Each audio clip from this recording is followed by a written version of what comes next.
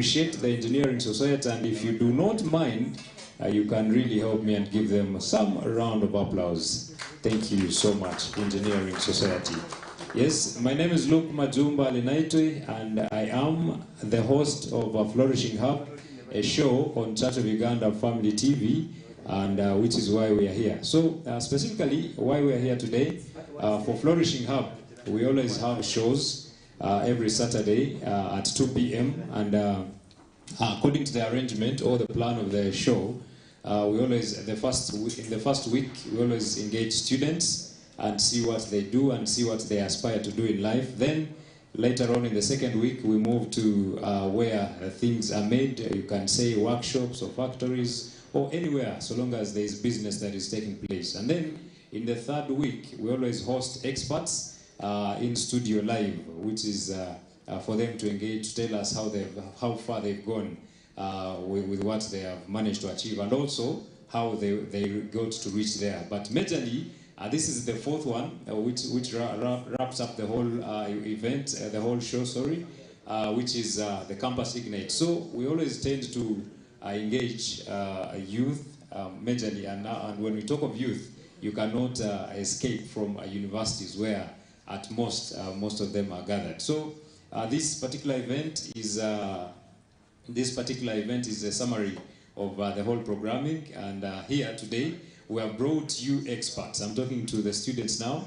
We have brought you experts. You may not actually be a student as well, but you can benefit from this. So if you're a young person, we bring you experts and then you interact physically, because in the third week, as I told you, we bring them to studio. There you may not get a chance to interact with them, which is why the fourth week is a combination of them and you, the students or the young people, such that you can really have a face-to-face interaction with them. So it is very important that here today you make sure you get the contact of any of these or any of your fellow. I don't know if you know every person in the room, but it is important that you know them and make best use of them. So this is why we are here, and I truly welcome you, all of you. My name once again is Luke Majumba Linaitwe, and I am the host of this show. Now, the program is very disappointing, because really we have gone like an hour plus. So some of the things we may not be able to do them on time, and some of the things you will see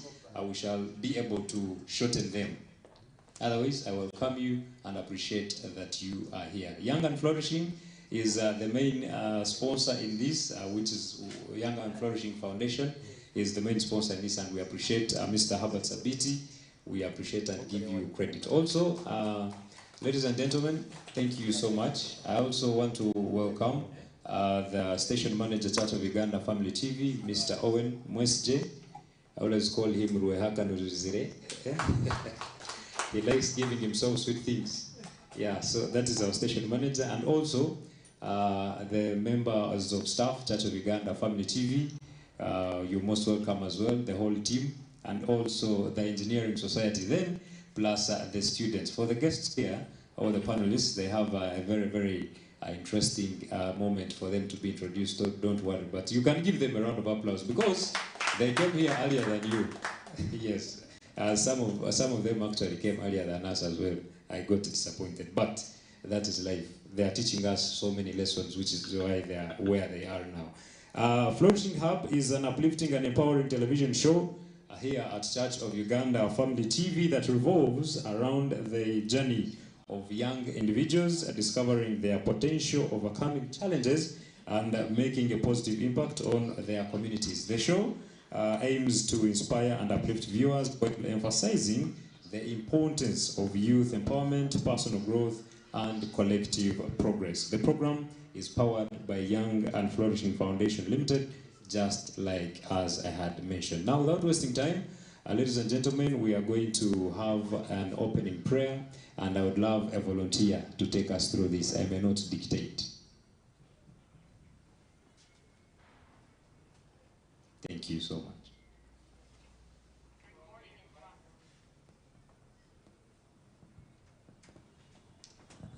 Good morning to all of us. Let's humble ourselves for our word of prayer. Our God and our Father, we bless your name. We thank you. We give you thanks and praise for bringing us here. Thank you for the gift of life.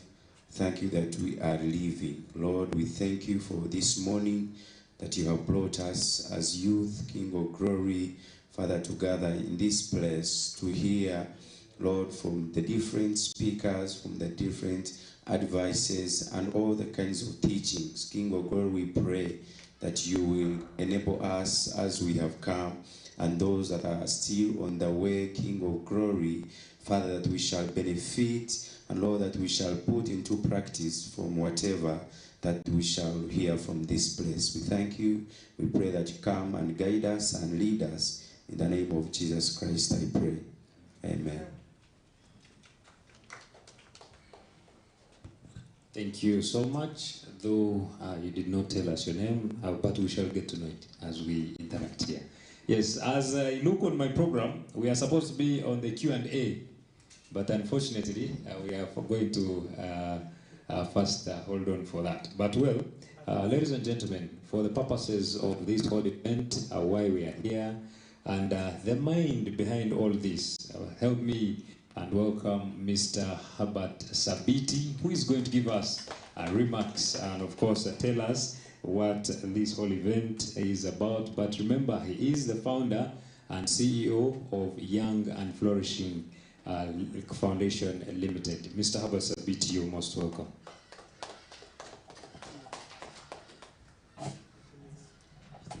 Thank you, Ruth. Good morning. I welcome the guarantors of Makerere University. Thank you so much for coming to this one campus Ignite. And I hope you will get one or two things that you run with. I normally tell people that to be at the top, it's a journey. And that journey is not a bed of roses. So today we are going to listen to these people who have reached at the top, what it takes to be at the top. Young and Flourishing is an organization that is aimed at sparking off an economic transformation in Africa. And it's our vision is an equipped and empowered generation of young people leading the transformation of Africa. And our mission is transforming Africa through training, inspiring, and equipping young people to create solutions for their socio-economic emancipation. We have only 3 core values. Number 1 is patriotism. We want young people to love their country. You cannot hate your motherland and you think you'll prosper. As you can see, including some of you on social media, you actually hate your country. We want you to love your country. When you love your country, when you get a job in the government, you will not steal. You will not allow fake products into the country when you love your country. So we are teaching younger people to love their country. So that's the patriotism. Patriotism is not NRIM. Patriotism is the love of your country. We want you to love Uganda, we want you to love Africa, and you can do anything to make sure that your motherland prospers. Are we together? Number 2, excellence. When you are excellent in everything you do, you become a rare species, and people will be looking for you. My friend Micheal is a banker, and I know they normally headhunt best performers from other institutions and financial institutions. Why? Yet we are saying that there is unemployment. Why? Because that person they are headhunting has an excellent spirit. So we want you to have excellent spirit in everything you do. If it is academic, you have to perform better. Everything you do, you need to be excellent. That's what we are telling young people, that you have to be excellent in everything you do. Number 3, growth. Our other core value is growth. I'm surprised that this has been going around, but you see how many numbers you are here, because you guys don't like to get knowledge. you are just tired of your academic, and academic, by the way, is less than 10% of life skills. So you have to teach yourself. By the way, these days, because of technology, you can teach yourself even to be a surgeon when you are an accountant. I have seen Dr. Ruth. She doesn't she doesn't agree with me, but you can teach yourself to do anything. So you need to always learn and grow, learn and make sure that you read. Most people don't like reading. You have to read books. You have to read. And by the way, not all information that is there is for you. You have to look for what you want to run with and focus on that. Because some of you spend a lot of time on social media reading nothing that is not going to help you. So focus on what you want to do and read, go to YouTube, get mentors from the books, from around, and everything. You will grow and you will perform. By the way, there is nothing like unemployment. Do you believe me? There is nothing like unemployment. You guys are the people who are outside there and you are going there. They are unemployable. Because if we say that we were beginning at 8 and you come at 9, at 10, so who is going to employ you? These employers have been observing. They have been observing. So you need to learn and make sure that you are hungry for knowledge, and the knowledge that is going to benefit you. Not all the knowledge is yours. The knowledge that is going to benefit you. So those are our 3 core values. Because of time, I will not go into much. But at Young and Flourishing, we call upon you to join the network. I'm going to later I will tell you how you will join the network. I can see some members of Young and Flourishing Network. Please raise up so that we can recognize you. Those who have already joined the network, you can stand up for recognition. Those we have trained at Young and Flourishing. Those who have trained at Young and Flourishing, please, you can stand up. Yes. I am going to call 2 people, just 30 seconds each. I hope I taught you how to pinch in 30 seconds. 30 seconds each, you tell us one thing that you have benefited from the training. Benon, come. There is someone we normally call a chairman. Chairman, please come.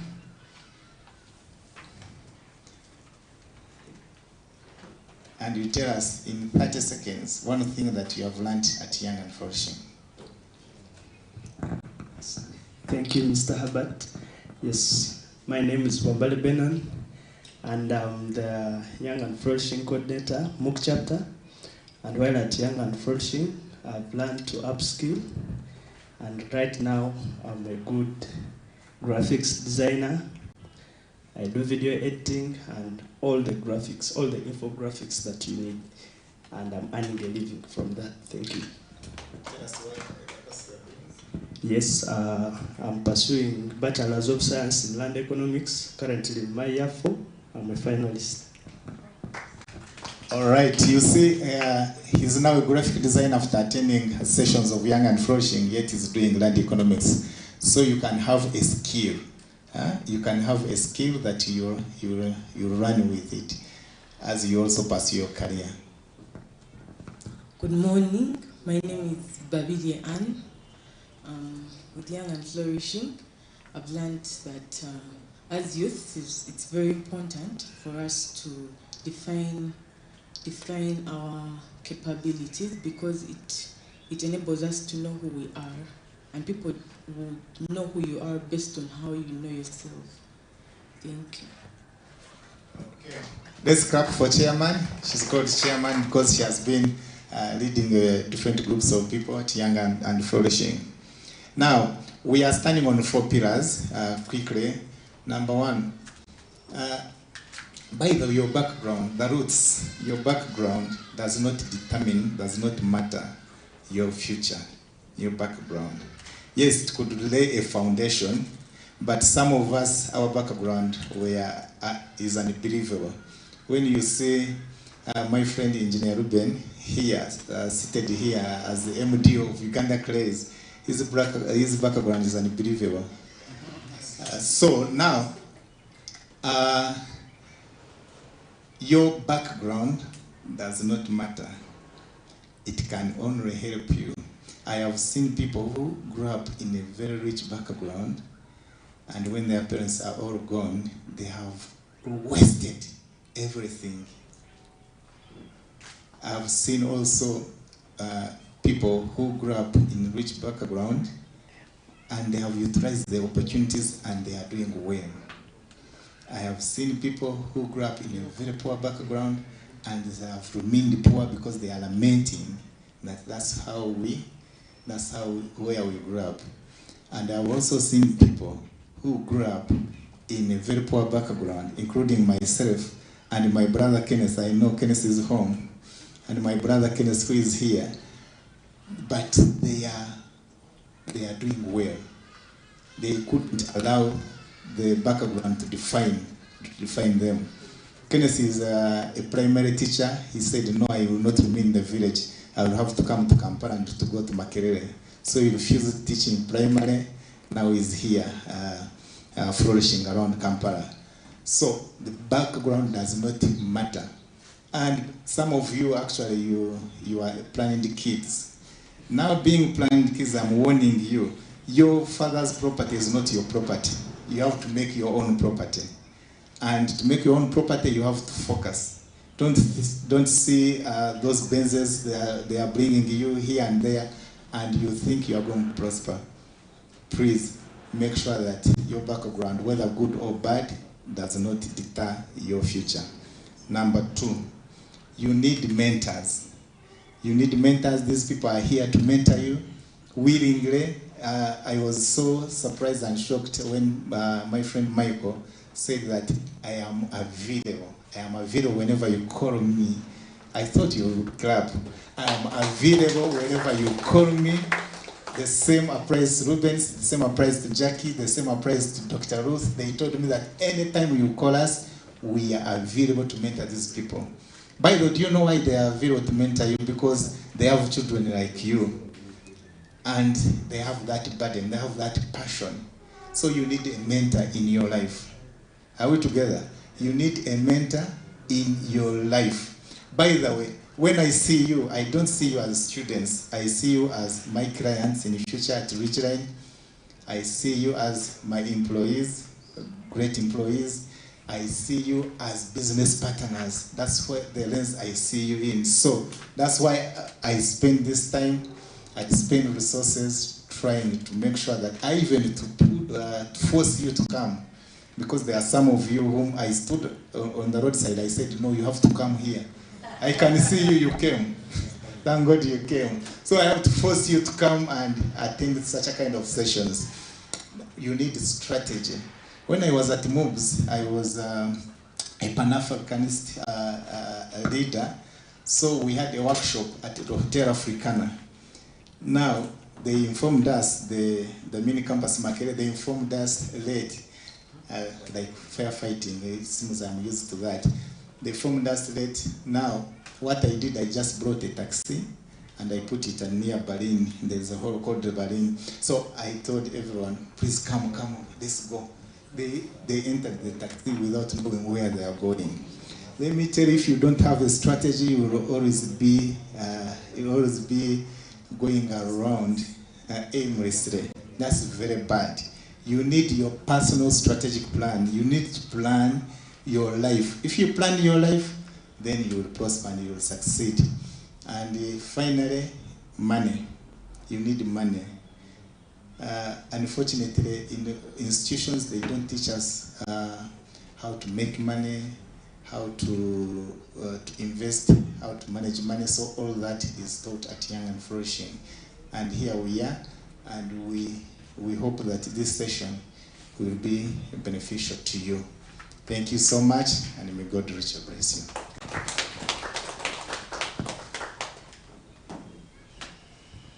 Thank you so much, founder and CEO of Young and Flourishing Foundation Limited. Give him another round of applause.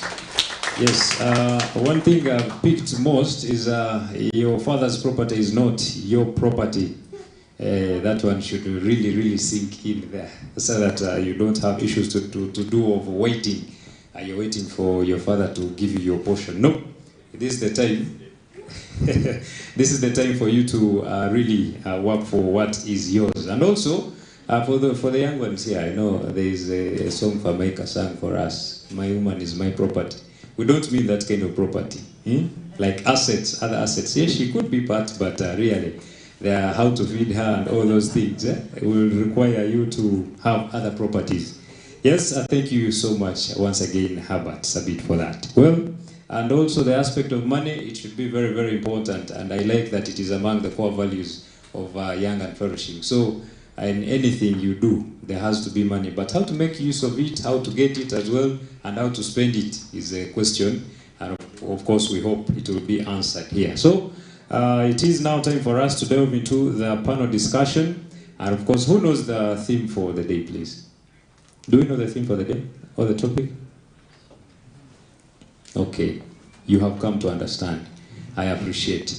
Yes, so today we are embracing resilience and hard work, and of course this is a call to action for the young people, today's young people or today's youth. So this really tackles us, and just like I had given you the detail of the program, some people that benefited so far, the people we started with, I'm happy Benon is also here, he was among, and also my Sudanese friend here.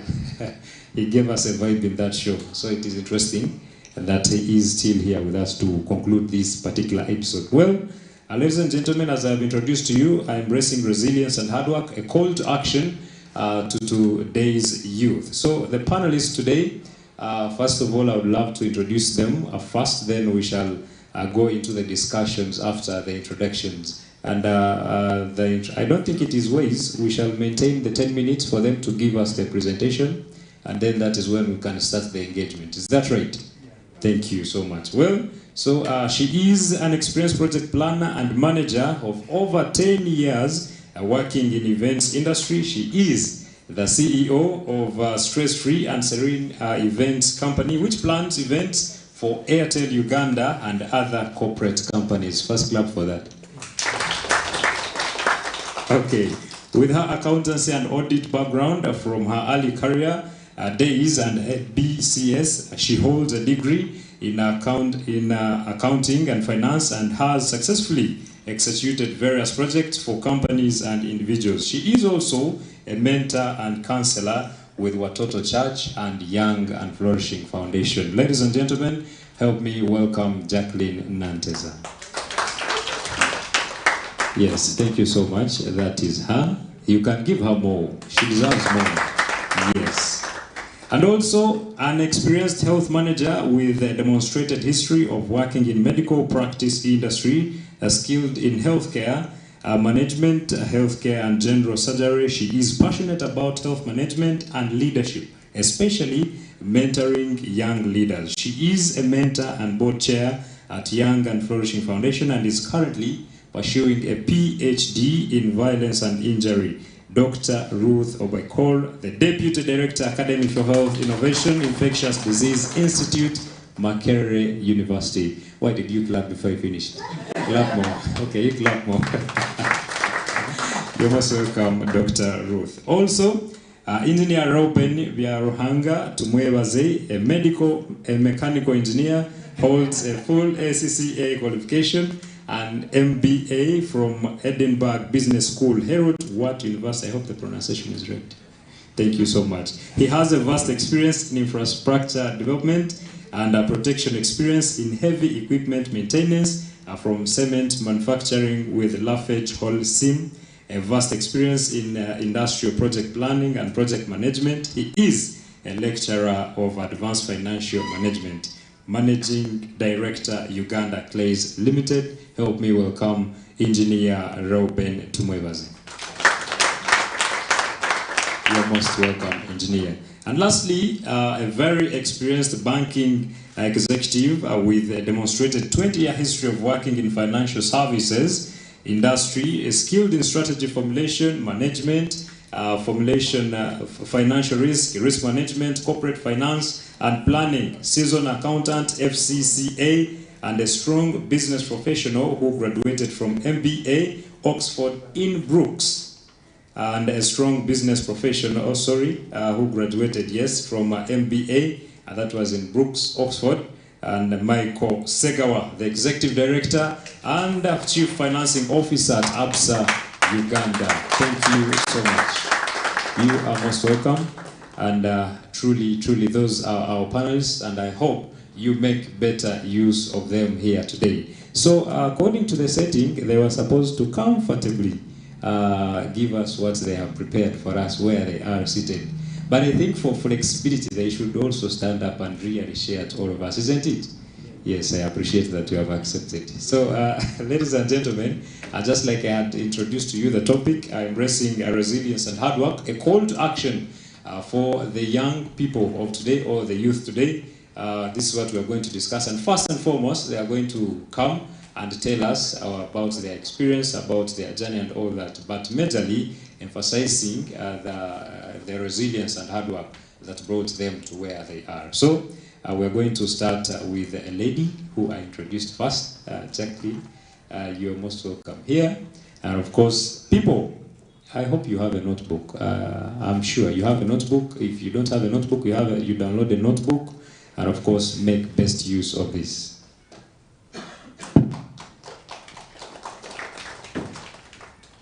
Thank you. Our coordinator for today. Sorry, the name? Luke. Nice to... It's so amazing to come and be here. My name is Jacqueline Nanteza. I'm an event planner with stress-free and serene events, where we plan and manage events. Now we carry the stress. I've always heard a story of why stress-free. He's been talking about strategy and all that, and when I was forming this company, I wondered what I was solving, and then I realized I was carrying stress for events. It's an honor to be here, and I've known Herbert for some time. And when he told me Young and Flourishing, I told him I am ready to help, to talk, because I believe so much in empowering. Why? In my journey of working almost 10 years, I learned that there are very many problems that can throw you off the path. Personally, I joined the university around 2009. 2009. But there's no journey without problems. And that's why we talk about hard work and resilience. My course was a 3-year course, but if you go in my transcript, I graduated after 4 years. And it wasn't my making. After one semester, I think I did one semester, and I didn't have the money to continue. And what do you do in that case? Do you go back home? No, I wanted the course. So I decided, let me go, try to get a job somewhere and work. I was doing accounting and finance. Sorry, I'm not from Makerere. I went to Champogo University. And guess what? I went looking for an accounting job. Just, my colleagues here have done finance, just one semester of accounting and finance, and then I was, okay, they called me a cashier, but small scale finance person. I started doing taxation with just studying one course unit of fundamentals of accounting. What does it tell you? You cannot give up. You have to use what you have to get what you don't have. And I came back to the university, and obviously I applied for a dead year and then came back to restart and study. it's been a situation where this hits you from this corner and this hits you from that corner. Problems come from everywhere. Some of us come damaged from home. If you're not a resident of Kampala and you're joining Kampala after they've called you to the university, you come from home, you're damaged, and there's always a pity card. Never accept a pity card of where you're saying, I am an orphan, I grew up with a single mother. There's always a story. All these people you see here to tell you their story, there is a hard situation. But once you arrive in class, what do? Put the story aside and start over. Rise above the tide, above any problem. In the universities, we're having many problems of depression, addiction, you know. You are struggling from all these things because you are failing to remember why. Because the truth is that problems are many. And when you start career and the rest of your life, the problems are worse. But the university gives you the space to shape and reduce your problems. How you leave this university will somehow dictate the level of problems that you'll have. Obviously, there are the economical ones, there are the normal problems, disaster, accidents. Things will fall in your life that you cannot control. But if you are wise, you can try to control the level of problems you get from the university. Fast forward, I did accounting and finance, and I loved audit so much. I am so analytical. So I would say I was born an auditor before even stepping in class. Then I come to career life. Now, if you are wise, you would make sure that these entry jobs of the graduate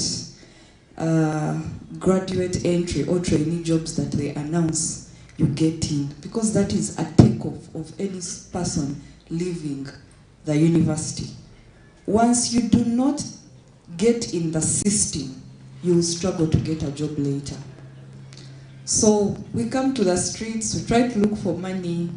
I got a job to work as an accounts assistant. And I had to learn. Now, fast forward, you realize what you studied in class is different from what is in the field. We come from, when it comes to finance, sometimes it's not even straight. You have to learn to adapt. You have to learn to, when you're in finance, there's corruption, you hold a big office, but the truth is, how are you going to react? Because if you decide to take a route of being rich so fast, you'll fall before you even reach the next year. But in the process, I learned that I loved organizing events. So I started off by helping, and can I help you? Do you have an event? And then people didn't even want to ask me to come and do the event because they thought I needed money. Now, every time you have a business idea, you have to learn to nurture this business idea before you try to get profit out of it. Many people have business ideas, but immediately you want it to pay rent and everything. So what I did, I accepted to be a volunteer. I was that shrewd of forcing myself on an event. But it came from family members. They kept inviting me. You did well the other time, come and join, come and join. And I'm like, but I think I can do this. And I accepted to part-time with my business and where I was working. Now, I used my salary to come and run an event for someone. That was like, someone is not even giving me transport to go and get a vendor for them, but I would use my salary to make sure I nurture. What was I looking for? I wanted my name to reach somewhere. It's so hard for you to come and say, please, I'm doing this kind of business, give me business. The first thing someone will ask you, who have you worked for? What is your profile? Who knows you? Show us your success story. So I had to make my success story by using my salary and accept people to go through what I was going through. Now, event management can seem so easy, but it is one of the hardest. Today I found Herbert sweating and I told him I am relevant because he told me last night they switched the whole from what he had planned and he was struggling to make sure we are set up here. And then he told me, Jack, it's true. You event planners and managers, it's true, you're relevant. So I realized there was a problem in the market of how events were happening. If vendors were straight, delivering what they've promised, I would not have a job. But I realized the vendor promises you this, and they come with a different story. That is how I decided to do problem solving. If you're going to start a business idea, you need to find out what are you solving in the market. Who are your competitors? What is the problem? If you have a problem and you find a solution, that business idea will reach far. It is a better strategy than coming to give a service not knowing what are you trying to solve. So fast forward, I started the business without registering it. I didn't even book a business name, by the way, because I was trying to make sure everyone knows stress-free, stress-free. After some time, I wanted to pre-qualify myself with Ministry of Works. I think that was 2017. And guess what? I needed documents. So that's why I went, now let's incorporate this company. Now let's get a team. Now PPDA, all these documents, I was trying to get them from the start. With hard work, I was pre-qualified with Ministry of Works as an event manager. And a rapporteur agent has like, I can go this far, but I still did not let go of employment because my profile, even event management in Uganda, people were saying, you mean other people, PR in corporate space, they were saying, PR can do this. In weddings and social events, like, no, my family will plan this event. So it was not easy for me to let go of the accounting side, my job, because I needed to make sure people are ready to hire me this side. But over time, today, having a contract with Airtel Uganda, recently when King Charles was being enthroned as the new king in London, I was privileged to plan the Ugandan event at the residence of the British High Commission. And you look at the journey of how far you've come. Over time, I learned I cannot just do things. I had to accept to let go of my job and ready to take over my business. And it is not an easy, what they call employment transition. It is the hardest. It is the hardest. You'll get, people will fight you, you'll get ideas, can I get this money? But business, you have to give it your all. You have to give it your all. As students, I know you're facing challenges. Do I want to be a business person or do I want to be a career person? But even when you're going to do a business, you need this degree, whichever degree you're doing. And that is why every degree gives a section of a management level or an administration level. Because you will call me a simple event manager, but I would call myself a project manager. I will call myself an auditor. When I'm on an event, I am seeing the wrong thing. I'm seeing what's not going right. As the rest of you are busy seated, me, I'm seeing what can I rectify. That is as good as an auditor. So there's a tendency of students saying, I want to do this business. I'm not interested in this degree I'm doing. You actually need this degree. You will not run a successful business without doing this degree. At the end of the day, you need to concentrate. Rise above the tide. The problems you face at campus, lack of tuition, you know, there's a lot of suffering at campus, or not think, there are even problems you brought on yourself. You fell short of this whole story and you ate your tuition. Don't give up. Don't accept depression to take you.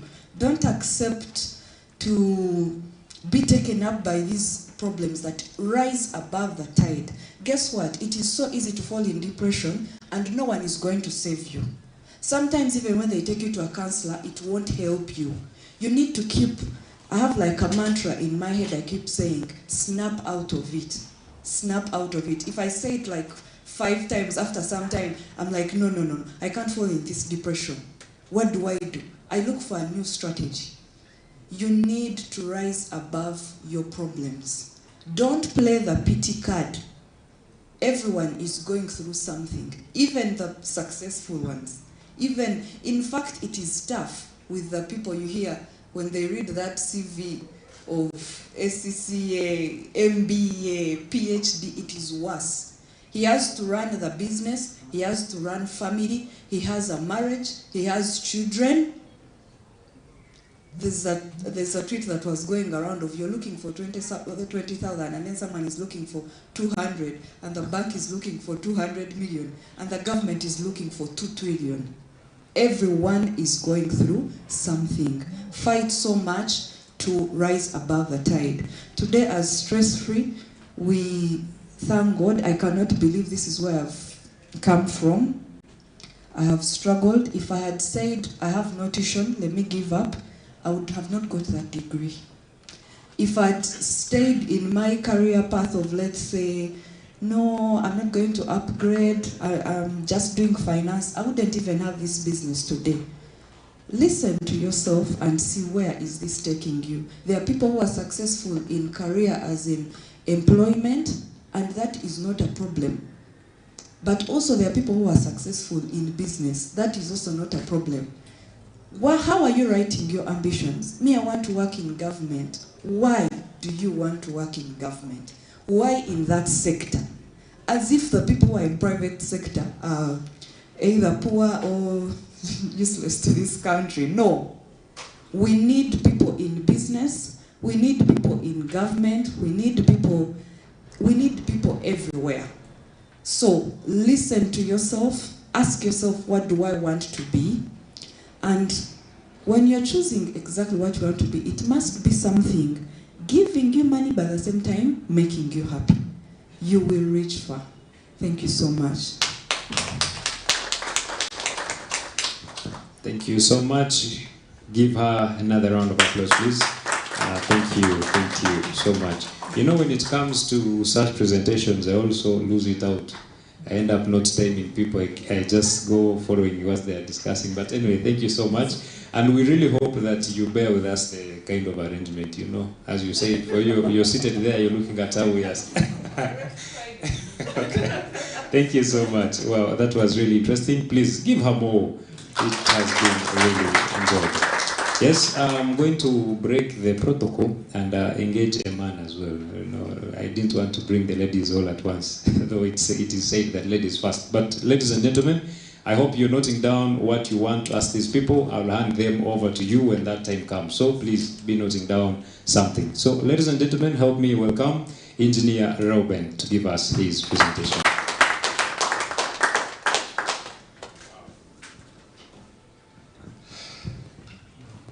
Good morning, friends.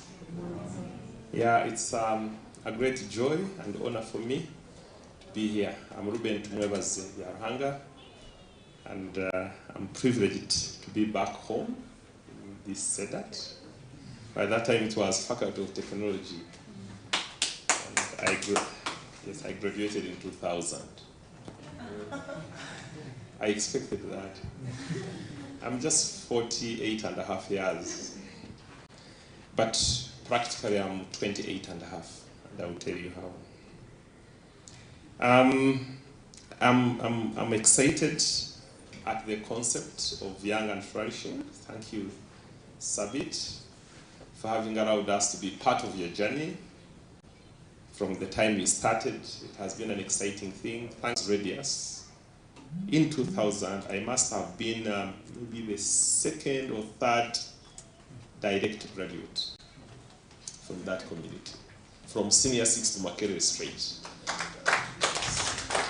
That's how far God has been faithful. 2000 is yesterday. 2000 years. You can imagine. So I'm very privileged to be where I am. it can only be the hand of God. I don't know whether you believe in God. It can only be the hand of God. I want to appreciate all of you that chose to come. I was talking with my friend, Dr. here, that this is just a natural selection of people who are already destined for growth and progress. It's not easy for students on a Saturday to come on a voluntary session like this one that seemingly have in student life, these are not big vibes, these are not big things. Not so. To seek knowledge and to seek to be among the progressive people, already Micheal is seeing great bankers, I'm seeing people of you. I mean, I would love to choose any of you to be part of my team. The fact that you can choose to come here this morning. And I told her, since she's a researcher, that if you profile these people 10 years to come, we can be sure of 80% success rate. Yes, I'm sure. There are those other groups, if PRU came here, what, yeah, many people will go. But this particular session, you are too many.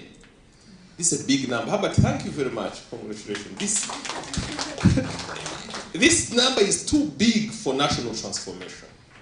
These are national transformers. Thank you very much. One of the things that helped me from my early childhood, I didn't know until recently, was the 4th generation family principle.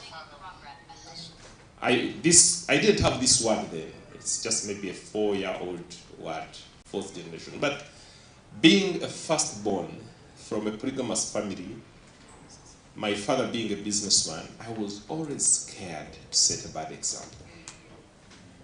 I saw many rich people at the border. We are rich. Border people are rich, but also extremely poor. They can make money very fast, but they also can lose it in a minute. So those are the events, the smuggling generals, my dad and others. I saw them thrive, but also become poor. Become rich, become poor. And HIV did a big toll on them as well. 1980s, 90s, very young, I saw all my father's contemporaries just collapsing like that. Of course, we first called it witchcraft. So I got scared. You find a family with trucks, in 1 year, 0. They can't even afford to go to the best secondary school. So I was always scared. Others were going to funny behaviors. So partly that helped me, when I went to a secondary school, I always looked for people that had similar values and were committed to study.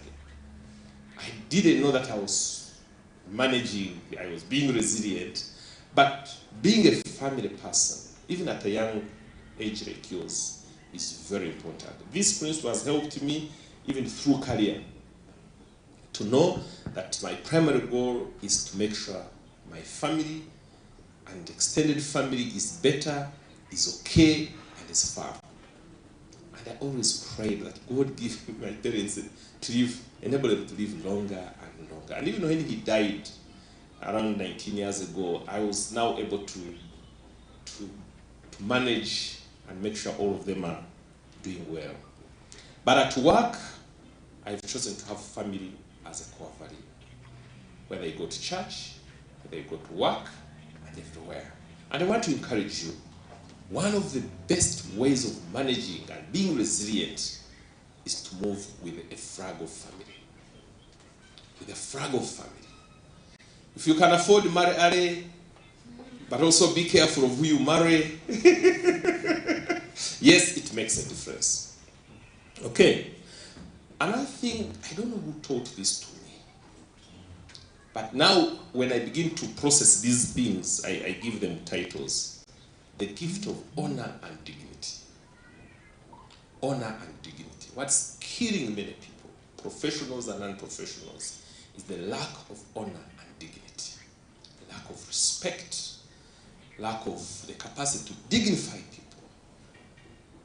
Whether you agree with them or not. So I learned that even at the early childhood. They used to tell us, in case you meet an old man pushing a bicycle, grab it and push it for him.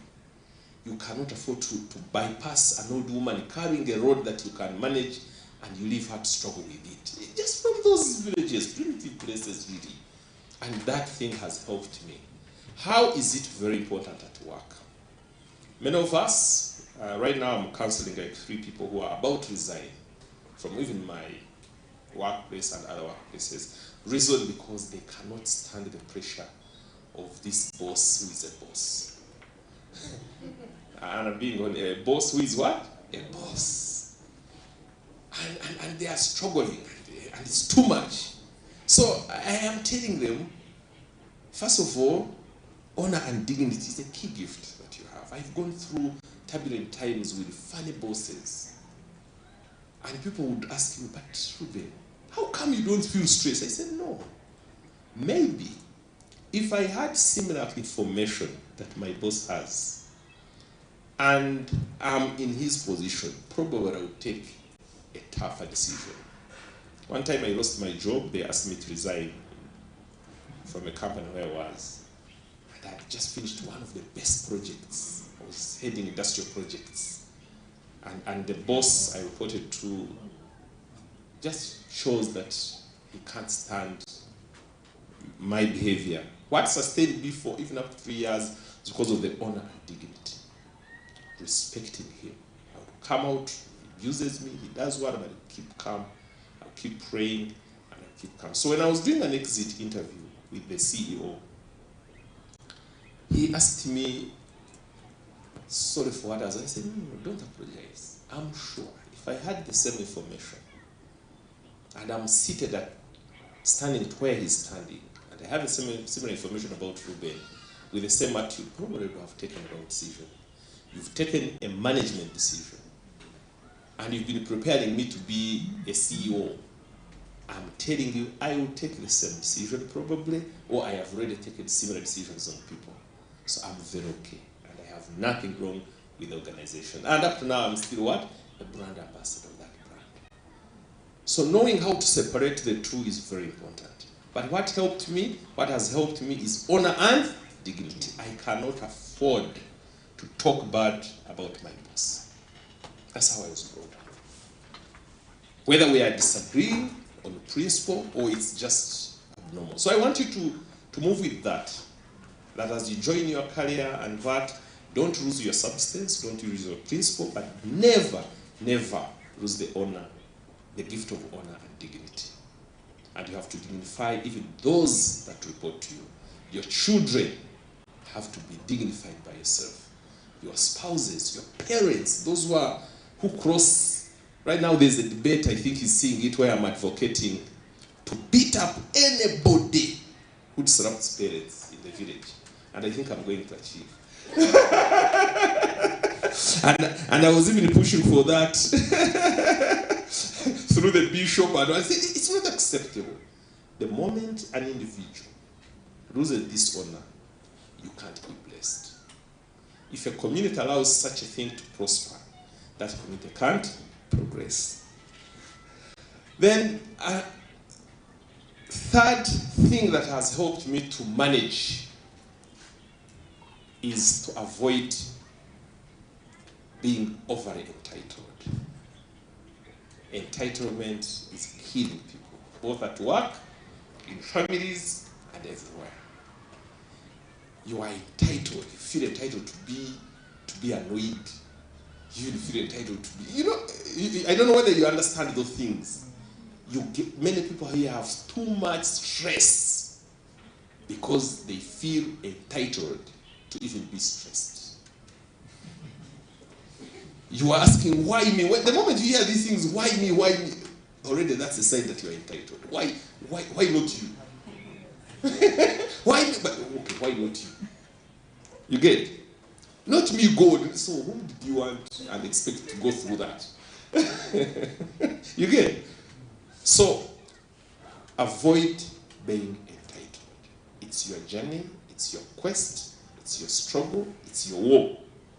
And you are out there on a competition, by the way, even as a student. If you are competing for marks, you are competing for space, you are competing to be admitted, you'll be competing for everything. Even that girl or that boy, it's a competition. it is serious. With your own ideas, with ideas that you don't believe in, many things.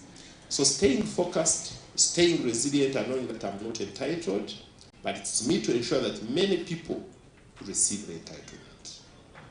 It's your duty to ensure that you create an environment for other people to be entitled. I've pushed this agenda even within my family, and I love it. Most of these boys have been chosen to be counselors in their schools and what, because you have to support as many people as possible if you are to be helped. If you know good numbers in math, help others. Knowledge is one of the best things that increase by spending it. That's what I've learned.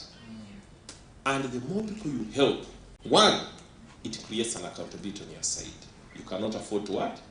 Some of us who grew up in church circles, especially from Western Uganda, we used to say, okay, in case you don't believe in that, but for me, I accepted Jesus Christ as my Lord.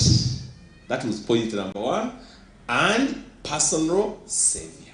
And those 2 points were very important. But to preserve them, they used to tell us, wherever you go, witness. Immediately, in a new group, tell people about who you are, so that now you create an accountability. So even in your careers, as you manage all these pressures, look for people to support. You'll speak of statements, you'll speak of values and principles, and in one corner you fear to violate them because you created a big accountability group without you knowing. How can you get frustrated and yet yesterday you were telling somebody, don't? You get, that will help you. But also you get that positive energy by helping others. Then in the same spirit, I've learned later, when I had just started working, that honor and dignity, I didn't know whether it should work. Because I had not processed it, I joined a group of backbiting my bosses everywhere. And for 2 years I wasn't seeing growth. And luckily I started ACCA then, 2003. And now, those people I used to collaborate with started saying, this engineer is going to run away. He has started ACCA. I thought they were my friends. But later I learned to recover that quickly. I remembered that I need to honor my bosses. I stopped backbiting and discussing my bosses. I now learned to empathize with them. If you've listened to my YouTubes, I learned the N+1 principle. N+1, where I'm N, and N+1 is my boss, and being the boss of my boss. And that's how I operate. I always operate as a boss of my boss. Now that helps me to empathize with him. That helps me to stand with him. That helps me to have a bigger vision than probably a rational boss may have. And how I do that, it's very interesting. I picked the job description of, in 2003, when I was going through those struggles, of my N+1 then, who was a plant manager, factory manager at that level. And when I read, I found it was like 10%. That's what made me start ACCA, that's what made me pursue the MBAs, to try and look for different groups that I can join. I remember joining Rotary that time, joining some different groups. So I've kept that level. Every time I review the job description of my N+1, I realize I need to add something. I need to add something. May that help you, those who have just started working. Because you now cannot contend with your boss because you are his boss anymore. You are her boss. Not so. I don't know whether you picked that. Even here as you study, those who are students, how many students are here? Yes, you can operate as if you're a head of department. Then you begin to understand what they are going through. Instead of saying this timetable is bad, now you understand. Maybe they had no time. You now can ask right questions. You now can go to his office and say, sir, I noticed this timetable, and is there anything I can help? And that has always helped. A volunteering spirit will help you if you have that principle and concept.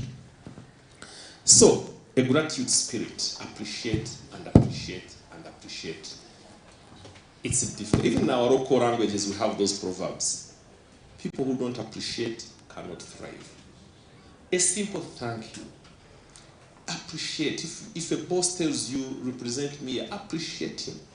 If a boss gives you feedback, however hard it is, appreciate him. Even in those hard times, it's an opportunity for you to learn. It's a great honor for you to learn. But a spirit of gratitude will help you stay positive and move far. Then, periodic resets. I mean, if you see the human growth, from first year to 10 years, you see a different human being. I mean, this child has become unimaginable, 10 years. From 10 years to 20, that's my son. When I look back at 10 years, Emma, really. Now you are 19. Is a different person. Even from 20 to 30, now some of us who are here, you see every 10 years, a lot of things change. So if you can keep those reflections and do resets, I remember at 44, I had started talking of retirement, getting stressed, and I had even started failing to drive to Kabale, because I was used to drive, and I thought maybe, you drive, you feel sleeping. I woke up one day, my gray hair had gone high, had come significantly, by the way. Then I said, I'm going to reset and remove 20 years from my life. It was funny. I don't expect you to do it, but it's good to reset. And when I did that, I said, what was I doing at 24? I was in the third year here.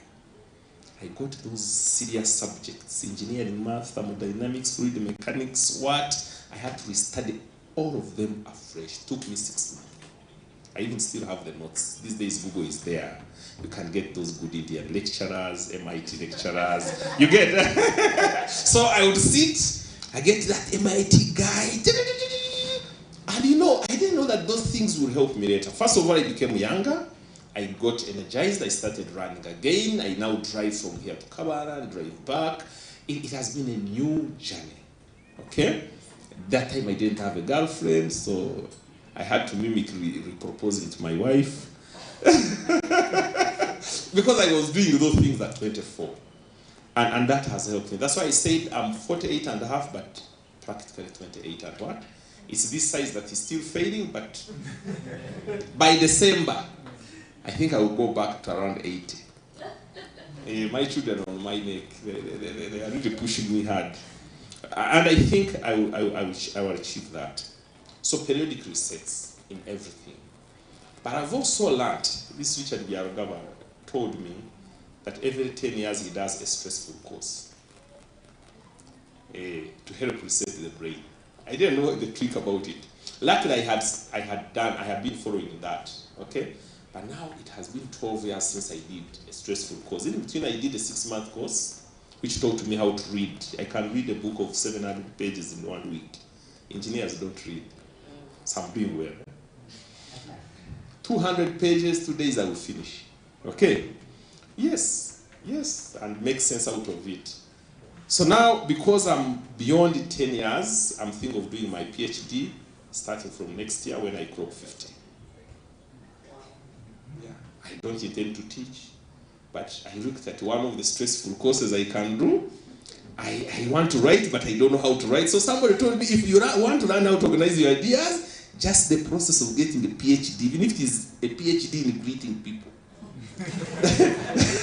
That PhD process is enough to discipline you properly.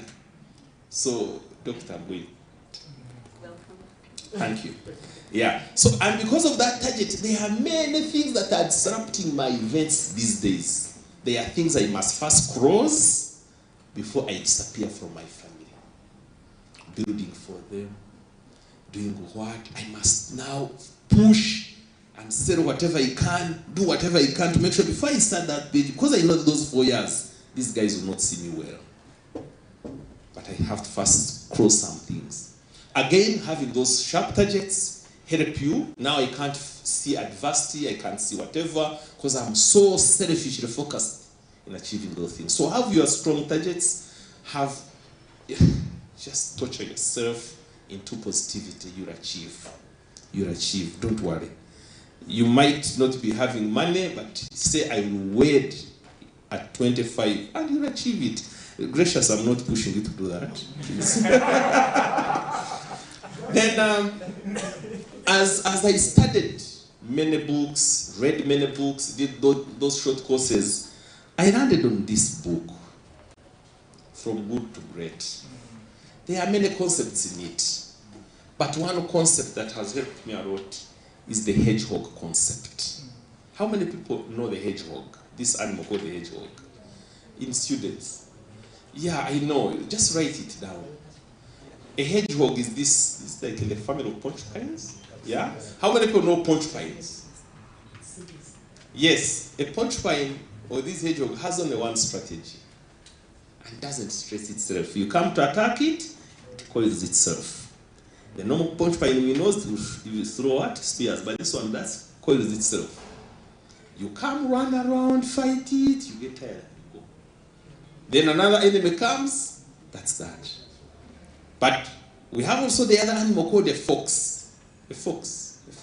This is the wild dog, This fox has many tricks everywhere. And it achieves some and also fails some. So you can choose to be a hedgehogist or a foxist. They are all good, by the way. If you notice, I have my hedgehog, but if you read my CV, I have achieved it by being a fox. But internally, I have my focus. When the enemy comes, you want to attack me here, you won't. You want to deny me a promotion, I have the academic qualification, I have the honor and dignity, I have the respect, but also I have the resilience enough to see a bigger picture and push for results. So that's my strategy. You might think there are many skills, but actually SEC and engineering and other things, they are just tools to help me. When I coil, I can throw this, I can throw that, I can throw that. And I will not be stressed. Rarely will you find me stressed. When I was at uni, I had a very stressful job, beating up many people across the Fika Salama. Those were my programs and what. But I will stay in my office, move around, relax, because the strategy is one. It appears as many tricks. So you can have a brand. Successful people have a brand of the hedgehog, but with many skills they've attached themselves. But in that principle of a hedgehog, if you want to manage, pick one or few things and run with them. Since you are students, write down and search about it, the 20-80 rule, the Pareto rule, 20-80 rule, because we don't have time. Yeah, just read about it. For you to succeed, even at work, the 80% of your results will come from 20% effort. But you can even do it much better. Instead of 20%, again split it to just one thing. These days I'm asking my people, we are in this struggle. We are about to collapse because no cash, nothing. I call the head of department, just in this month, tell me one thing you're going to run with that will now make other things easier and achievable. They struggle, they first put 10, okay, reduce to 5. Then they reduce to 5, and by the time you say reduce to 2, the guy is getting annoyed. I say, it's okay, I don't want this 5 because it's a lie. It's a lie. Until when you see him struggling and he remains with the 2, then you say, you know what? Then you analyze the 2. Go deeper. What is the impact you give? What is the impact? The impact. You pick the one which has the highest impact. So you see, I will not ask you anything other than around this area. And the test will be the impact. And it has helped us a lot to survive. Last year we almost collapsed. This year it is much easier but tougher.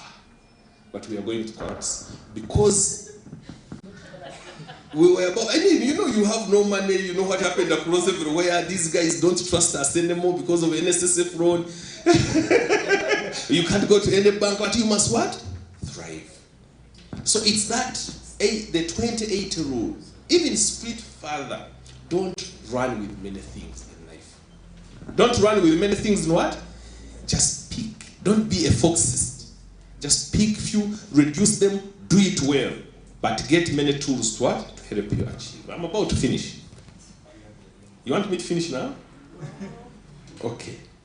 Then, so these things help you to what? to focus. What am I talking of? Wherever you are, this hedgehog talks of three things. Okay?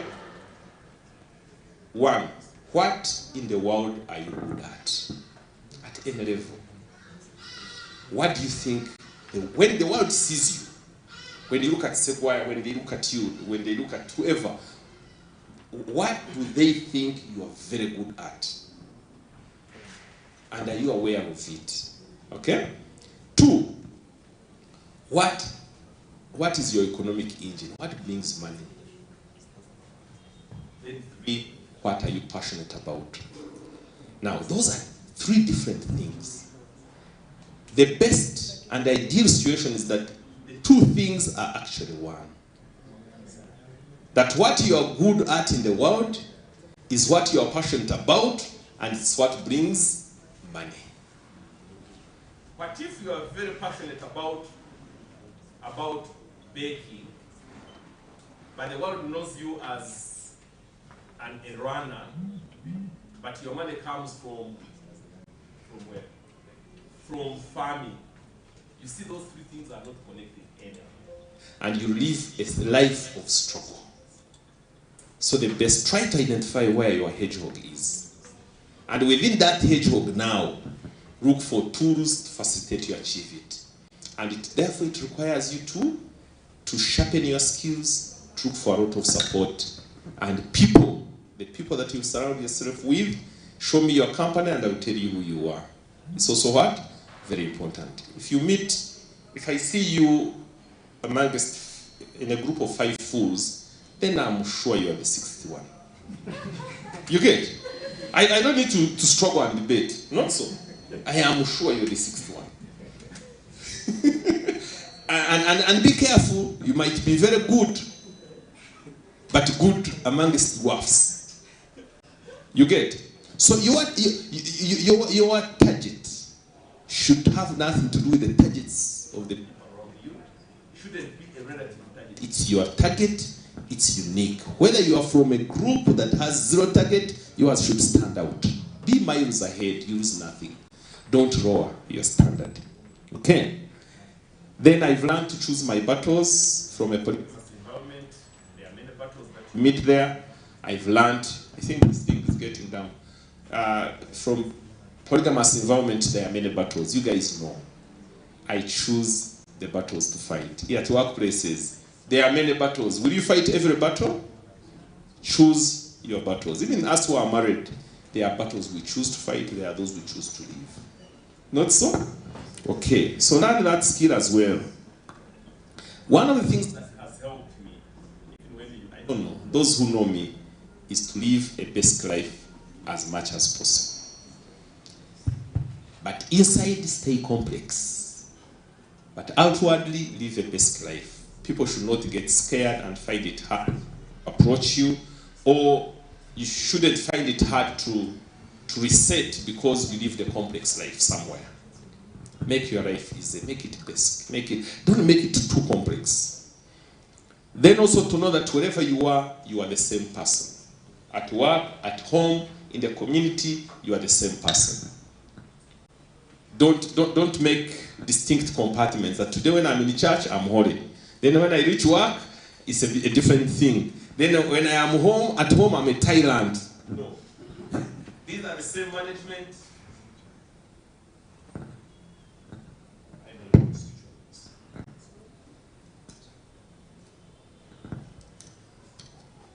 know. Technology is challenging me. So again, it's very important. Don't be predictable enough as far as public life is concerned. Meet me at office, meet me at work, meet me in the community, in my village. There shouldn't be any distinction. Same words, only changing because of the target environment, but similar things that you are pushing for. Then, finally, friends, if you've read the Bible, Jacob and Esau, that story, quickly, when you read it, or those who have heard about it, buy the future. Jacob, I'm changing the paradigm. because we've already seen Jacob as a bad guy. Now I want us to see him as a strategic guy. Jacob used what he had. The present, the stew, the lentil, the whatever. And also later, he picked from his farm and slaughtered for his father. Okay, he tricked it around, but in the era of the industrial systems like we are and innovation, he was very innovative, was very creative. Okay? The other guy stayed with the tricks of his forefathers, being good at running, being good at shooting. Man, AI has come. Many things are what? So the Jacobs of this world will go into their farms because he had learned how to multiply goats and sheep. He didn't have to go in the field what? To shoot and run the whole day, only to come with one goat, which is emaciated and full of diseases probably. So here his mother tells him, do what? Get a goat from where? From the farm. Get. So and we see a lot of change. Sorry for that. And he managed to pull off what he wanted to pull off. So I want to encourage you to read that story in that context. Okay, he sold his beans to get what? A future. A blessing is achieved. That type of blessing is the future blessing. So the other guy sold his birthright. This guy bought it. To what extent are you ready to sell your birthright for things which are like soup of beans? As students, even at work. Will corruption sell your birthright? Will promiscuity and going around with girls and boys sell your birthright because you want that instant, stupid gratification? Can you delay the gratification? Can you work hard? Be simple enough to buy your future. That's what we are talking about. Can you be innovative and creative enough? I've heard many of you doing businesses, but doing them right and by principle.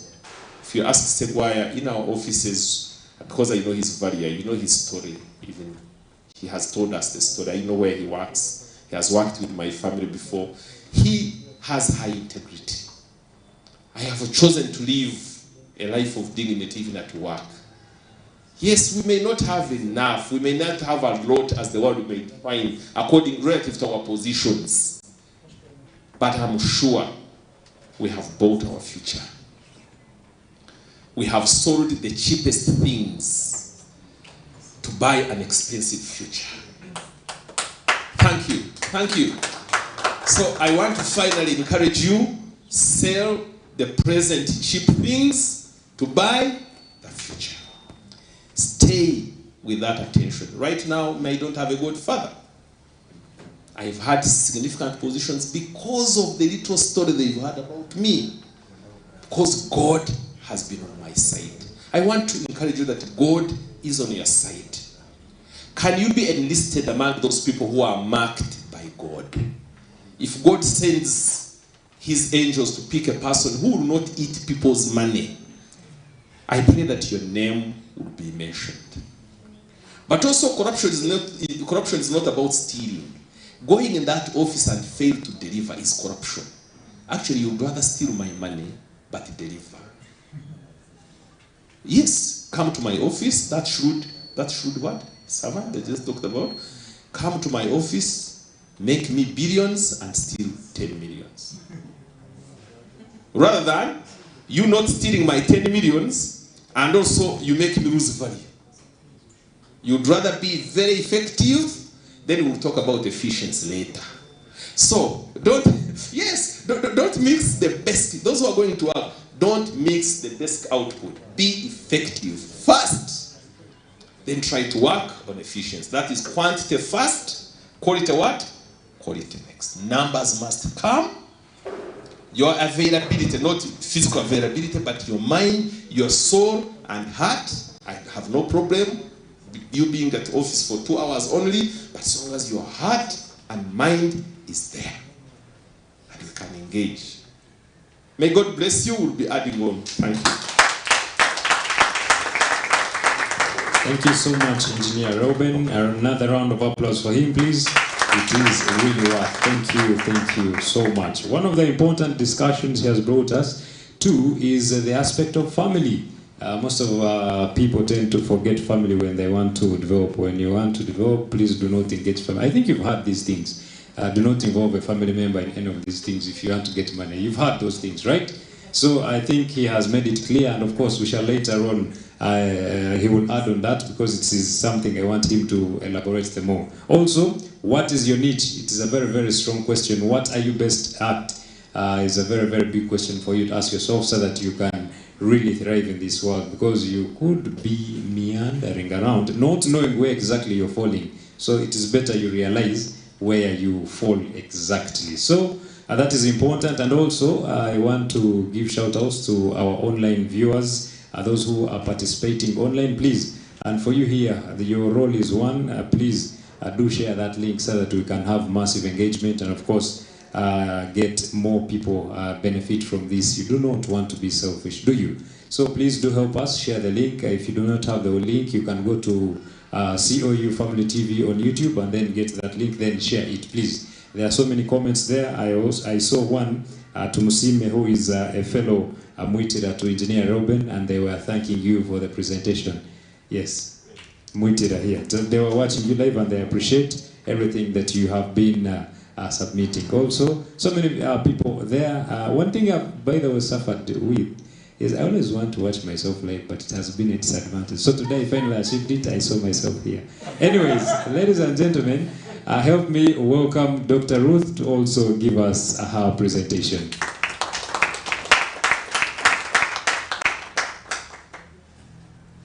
Look, kindly enable me to watch myself live. Good morning, everybody. It's been such a joy to listen to Jackie and Ruben. And if you guys don't move away from here with one or two things, I think I have been inspired afresh this morning. Thank you so much for your presentations. Not exactly. My name is Ruth Obaikol.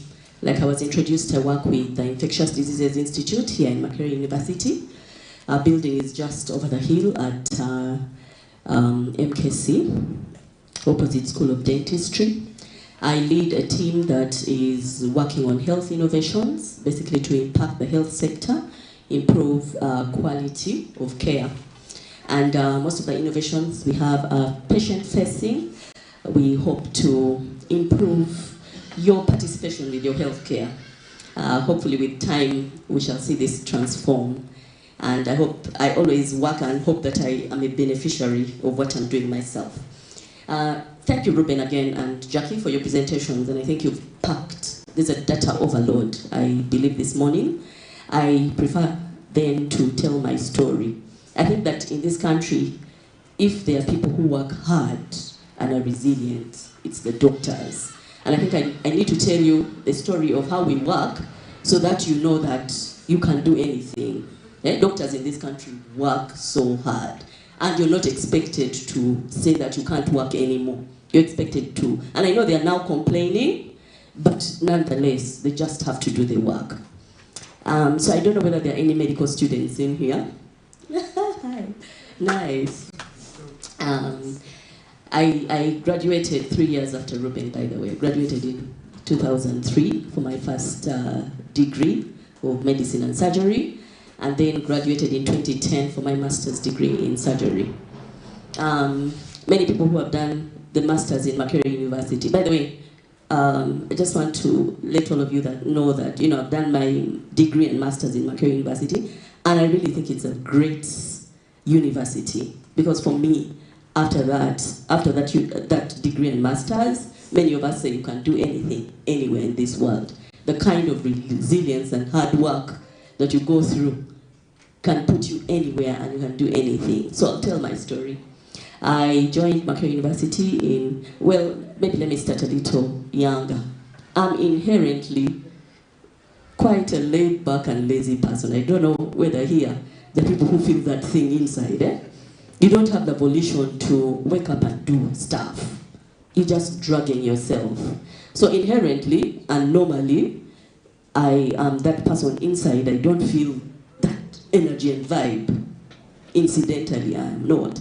And when I grew up as a young person, most of the people at home would just say, you lazy thing, you know, get up, go do something. That's how I grew up. But, you know, I remember some seeds that our father, for example, you know, would sow in us. He one time told us, you know, he did his studies in the US, and he told us when he was in the US, he saw people do work to perfection. If it was cleaning the toilet, it was done perfectly. If it was, you know, cleaning the compound, people did. He was just so amazed with that community of work. And, you know, that thing sunk in me. And even as a child, when I felt kind of lazy, I always felt that I had to do, you know, something. Somehow I had already drawn a picture of what sort of person I would be later on in life. And so, you know, I studied in school, and Herbert and I are pastors' children. We know how that life is like. There's a lot of hard work at home, hard labor. When I grew up as an adolescent and you expected to work, really a lot of work was thrown at you. So you wake up, clean, wash, do everything, and we had visitors flowing in and out of home. And then, you know, you get thrown anywhere in this world. You can, my father was a provincial secretary here in Namirembe, but we also work in the deepest villages in Ngora, Serere, you know. And you cooked with electricity, but also cooked with firewood and charcoal. So we had such a balance of exposure of life. And for me, I think that sort of life, I know your background doesn't matter, but sometimes you can have a tough background and you think that you've lost it all. And yet, you're learning a lot, and it's giving you opportunities to, you know, pick up something, learn from even the difficult environments that you have, and let that inspire your work forward. So I think that hard work and that hard environment built up something in me later on in life. When I sat S6 in 1998, I remember, you know, you can play all in school and do whatever you want, but there's a way in which when you're sitting, your defining exam, there's some sort of reality that strikes you so hard. So I started thinking, okay, what am I going to do in life? And I remember sitting down and saying, wherever life takes me, I am going to adopt a spirit of excellence. And I know, as Herbert talked about the values of young and flourishing, those are my personal values. I'm one of those people who's a patriot. I really work for this country. I know there are people who don't work for this country, they work for themselves, but I really do work to improve people's lives. And another thing, I try to do everything as excellently as I have, because of the seeds that have been dropped and because of the personal values that I have in myself. So we came to medical school. It was interesting. We had to walk from Mary Stewart, there are boxers here, from Mary Stewart all the way to Mulago. And I remember the first week, one of us asked the Dean of Students, so this walk from Makerere University here to Mulago is long. Are you by any chance going to provide us with a vehicle to ship us? And people looked at us like, what sort of generation is this? How can you even ask this? And we were very intimidated, and we never ever asked that question again. So medical school was so tough. For those of you who know, you have to wake up, be in class by 8 o'clock, move from Mary Stewart to Makerere. When you're in third year, you have to deliver 20 mothers. We have to help 20 mothers deliver. And so, and we are many, we are 80. So we had to go to the labor suits, look for those mothers. Sometimes we would work until 11 p.m., come back walking in the night, pass through one day, pick a Rolex maybe. By the time you reach your room, you just have enough energy to bathe and sleep. And I remember many times we wake up with the food we bought on the tables. Many people lost a lot of weight, but many of us made it, almost all of us made it through school. So it's amazing how a human body is stretchable, and none of us has the excuse of saying we don't have the energy for life. Sometimes people go to work and people are not delivering. Like the engineer was saying, deliver what you need to deliver in a day. And I can guarantee you, you have enough energy. You have enough energy in that body to do what you need to do. I finished my degree, and I did my internship in Sorority Hospital. At that time, there was rebel activity, and many people had gathered in in Soroti City now as refugees, and so the hospital was overwhelmed with patients. And we were the first interns to be in that hospital. We worked with a colleague of mine in the pediatric hospital. I remember one day he came back from hospital and just fell on his bed.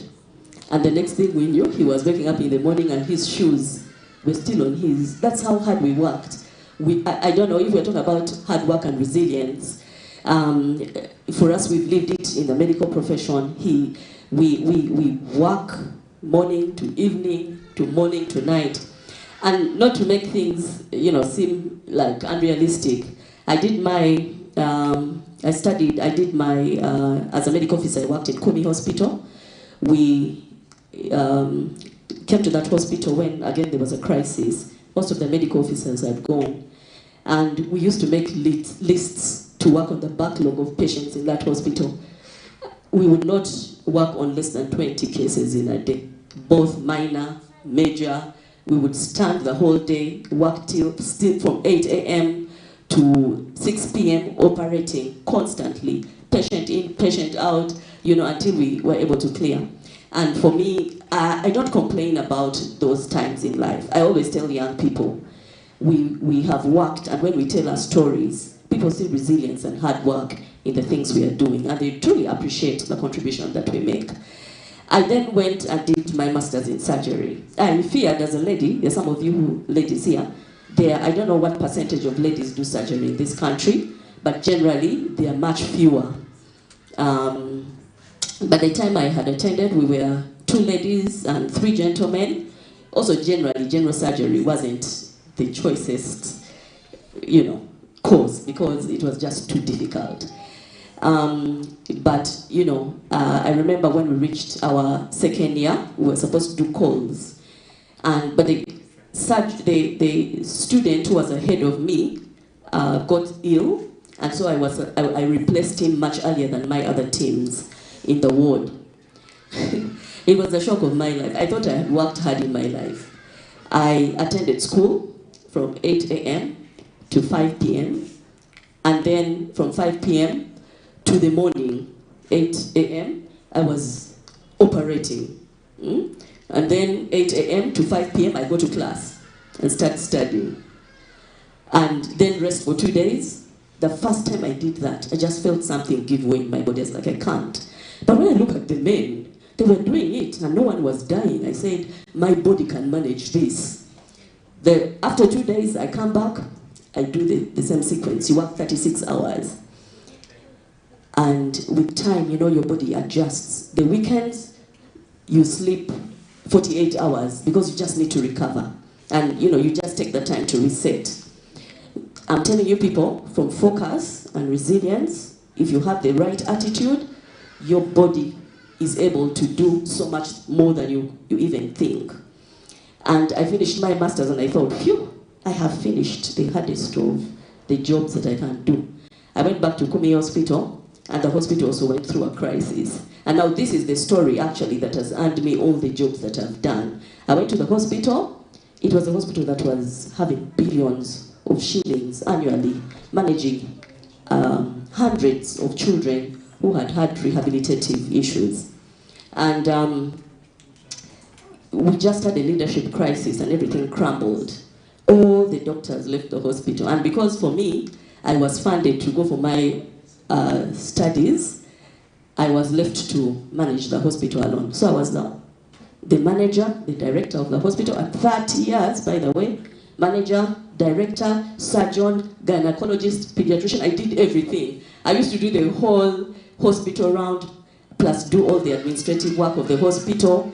It was too much for me, and so I got a young person to work over the weekend on call.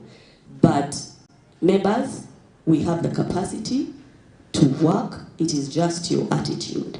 I worked in that hospital for 2 years and stabilized it until people could see, this can actually work. And now I was joined later on by other doctors. I left it stable. But I worked through crisis, through disgruntled staff. They had 6 months of arrears. We worked, I had to show them that as a leader, I was positive and I was driving change. We had to improve the quality of care, showing people and clients that, this hospital was there for them. I had to be there physically, emotionally, mentally for both my workers, for my patients. And we managed. Members, we can manage, you can do work. And sometimes when I see people working 2 hours, I know Uncle Reuben, since you've adopted all of us, you said you can work 2 hours and it's okay. Guys, this country needs people who are working. We need to work so hard and spend out ourselves. And so my jobs later on, like I told you, I was already a director at 30, at probably 31. My jobs later on have really evolved around the story that I tell of hard work and resilience. And if you're here today, I hope you're inspired to do hard work. The hard work, it will pay off later on in life. At the back of my mind, I always have a story of Michelangelo. I don't know whether many of you have interacted with this story. This was a painter of the Sistine Chapel in Rome. He painted a chapel that's painted with very beautiful paintings. You can go it later and see those paintings. This gentleman hung up in the ceiling. It's very high. If you've been like in St. Francis, those sort of high buildings. And those paintings at the top, I don't know whether some of you always wonder how, for example, Namirembe Cathedral was built. Who built it? Who took the pain to build such huge buildings? Yeah? And who painted? Who was up there and what was he going through? And I remember somebody telling me how he hung up there painting for 4 years. Independent of the neck pain he had, the pain and muscles, he hung up there and painted for 4 years, and he claimed he wasn't a painter. But when you see the things that the man painted, it's amazing. It's a story of resilience and hard work. And I want to read you his letter to one of his managers while he was up there in 1509. He said, "I've really grown a goiter from this torture, hunched up here like a cat in Lombardy. My stomach is squashed under my chin, my beard's pointing at the heaven, my brain's crushed in a casket, my breast twists like a huffy, my brush above me all the time, dribbles paint on my face, makes a fine flow for droppings. My haunches are grinding into my guts. My poor ass strains to work as a counterweight. Every gesture I make is blind and aimless. My skin hangs loose below me, my spine's all knotted from folding over itself. I'm bent-toed as an Assyrian bow. Because I'm stuck like this, my thoughts are crazy, perfidious, tribe. Anyone shoots badly through a crooked blowpipe. My painting is dead. Defend it for me, Giovanni. Protect my honor. I'm not in the right place. I'm not a painter. This man did it, and somebody has to pay the price. Many of us complain about our country and where we are and where we ought to be, but somebody must pay the price. We have to work hard and make it happen. Thank you.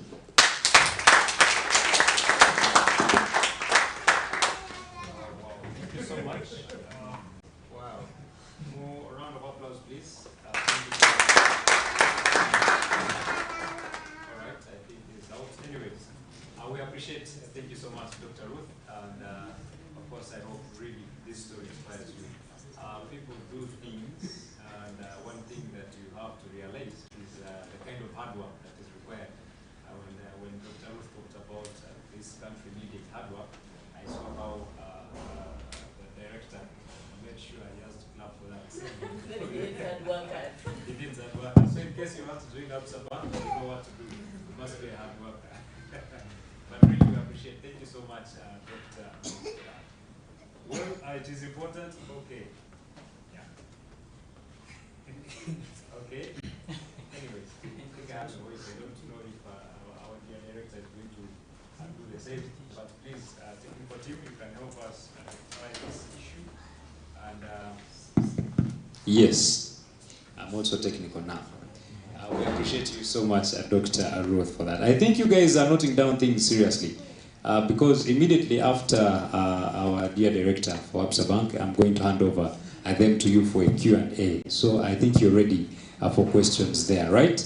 I would really appreciate the people online. I see the YouTube channel is getting quite busy, so in case you also want to engage them, you can tap that link and see what they are commenting. But so many interesting comments there and submissions as well of what is required. And one of them is from Samuel A. Bakutana, the Provincial Fathers Union President, who has put there interesting comments about what is required for us, the young people, to strive in this world. He also was also hitting on the aspect of what your niche is supposed to be. You should identify what you are best at. Well, we appreciate everyone watching us online, and of course everyone here as well participating. My emphasis is you have to make best use of this, because I'm not certain of when we are going to come back to Makerere University because, well, we have to keep moving to other institutions. So make best use of this. Ladies and gentlemen, help me welcome the director, Absa Bank, to come and give this presentation.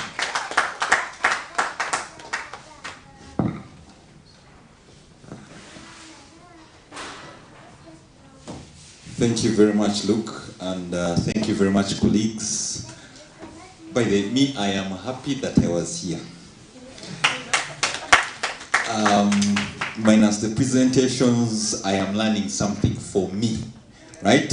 So colleagues, thank you very much. Those were wonderful stories. So we are talking about success. Michael Segwaya is my name. Yeah, I'll introduce the details later. But success, as I saw the topic, success. Are you successful because of money? Are you successful because of family? Is it long life? Is it great health? Great children? What's your true definition of success? And I'm going to share what makes Michael. What has this journey been? And why am I sharing? I usually tell people that for me, I am blessed. I am blessed to have gotten a job. But the reality of the world today is that there are people who may not have that chance for a job. The universities are churning out so many graduates, and you have to prepare yourself to stand, to provide for your family, even without an employer. I tell my children that I'm sorry, I'm an employee, but I'm not preparing you to be an employee.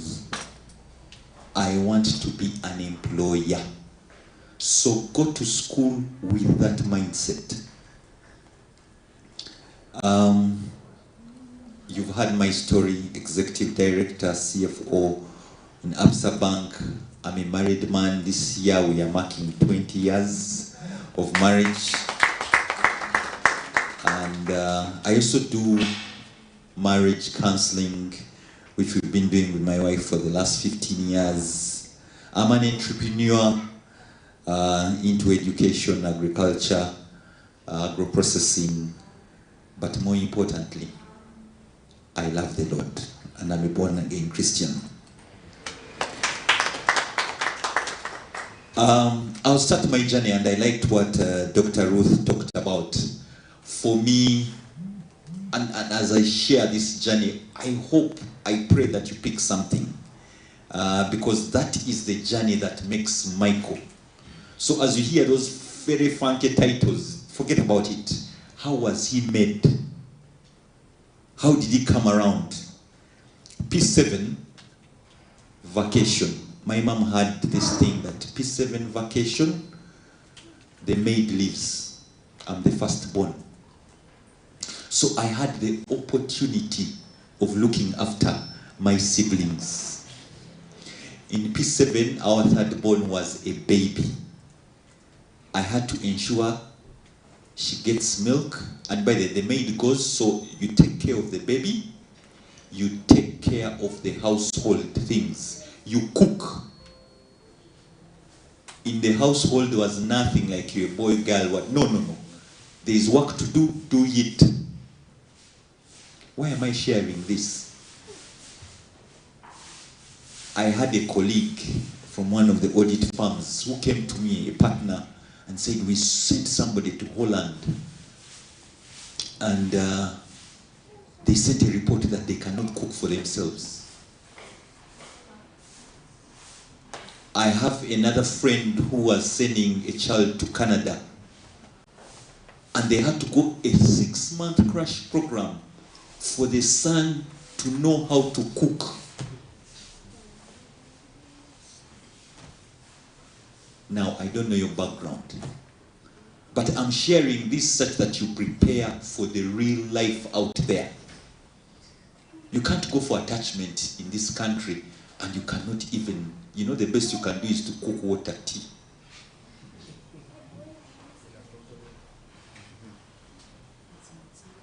I had the chance to look after my siblings, and the best thing that ever happened to me was that time when your friends are playing outside, and you're like, let me take this girl to bed, and you take her to bed and lay down, and then she looks at you like, where are you going?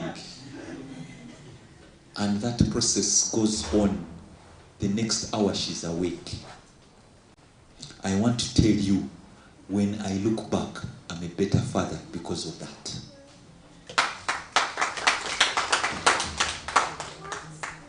My mom gave me, at home we usually had an oven all the time. She was a baker. So she's like, I'm going to pay the electricity. There's an oven there. I'm giving you the first ingredients.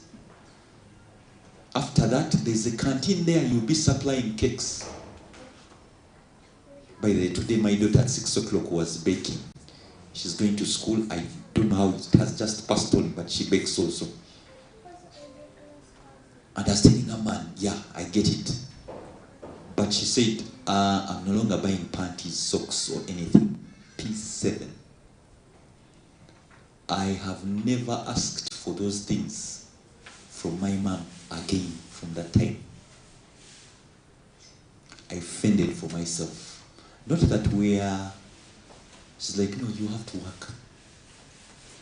Fast forward, I learned in this great school, Budo. And I'm walking around and I realize, man, they are ministers, children, these guys who, For me, my mom used to get off Masaka Road. There were no border borders. She gets her chikapu all the way up that Budo hill, up to the top. You know how much can mean a chikapu. You understand? And by the grace of God, if you have a day out and you have to go home and pick, it's that chikapu. I learned that I needed to get the best ingredients for the most long-lasting cookies.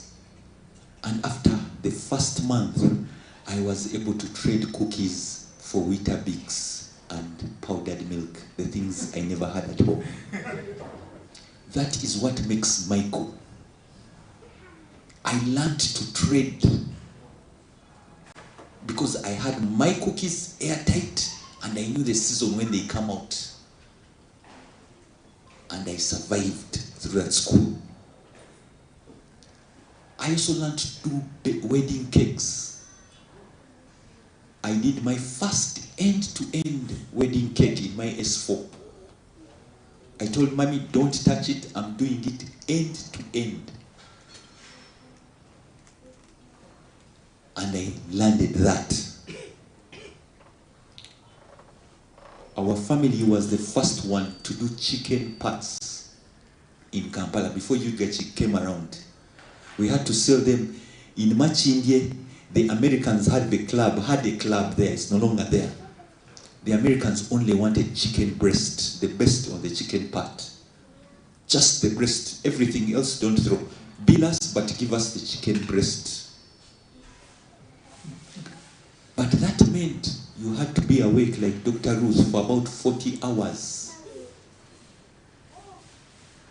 You're cutting those chicken at a certain point. We could not, I could not stand chicken.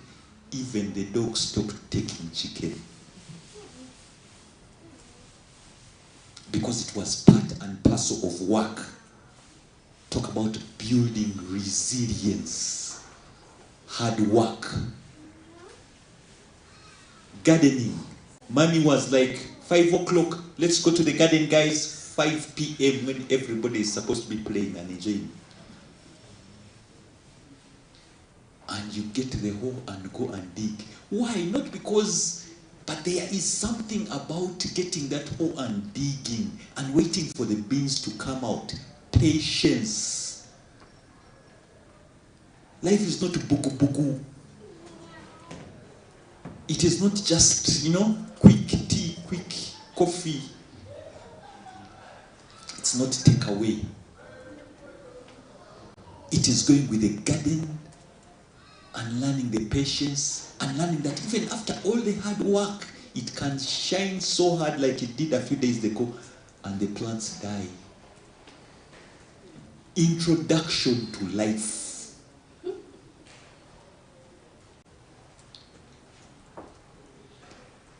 I'm in school and I've told my mom, Mommy, I don't have shoes. And she walks all the way Masaka Road, all the way to Budo. And she showed up with plastic shoes. I was like, Mommy, honestly, in this school, plastic shoes? Really? And it would shine like it was a few days ago. And trust me, you just don't like what happens down there because you get wounds. And we had this thing of roll call that on the weekend. You're in uniform, everybody looks smart. Saturday. And for you, you're in plastic shoes. And you see people giggling. Hey, that one. It taught me where I came from, not where I had achieved. A few days ago, some of the girls that were giggling came to me asking for a job. Life had hit them.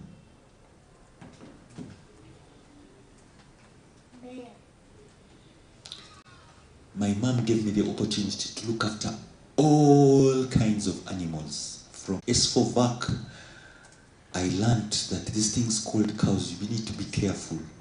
Because you put the elephant grass on your head, they bring it there, and the thing swallows it up in an hour, and you're like, boss, I can't go back. I was like, if I'm to do cows, I need.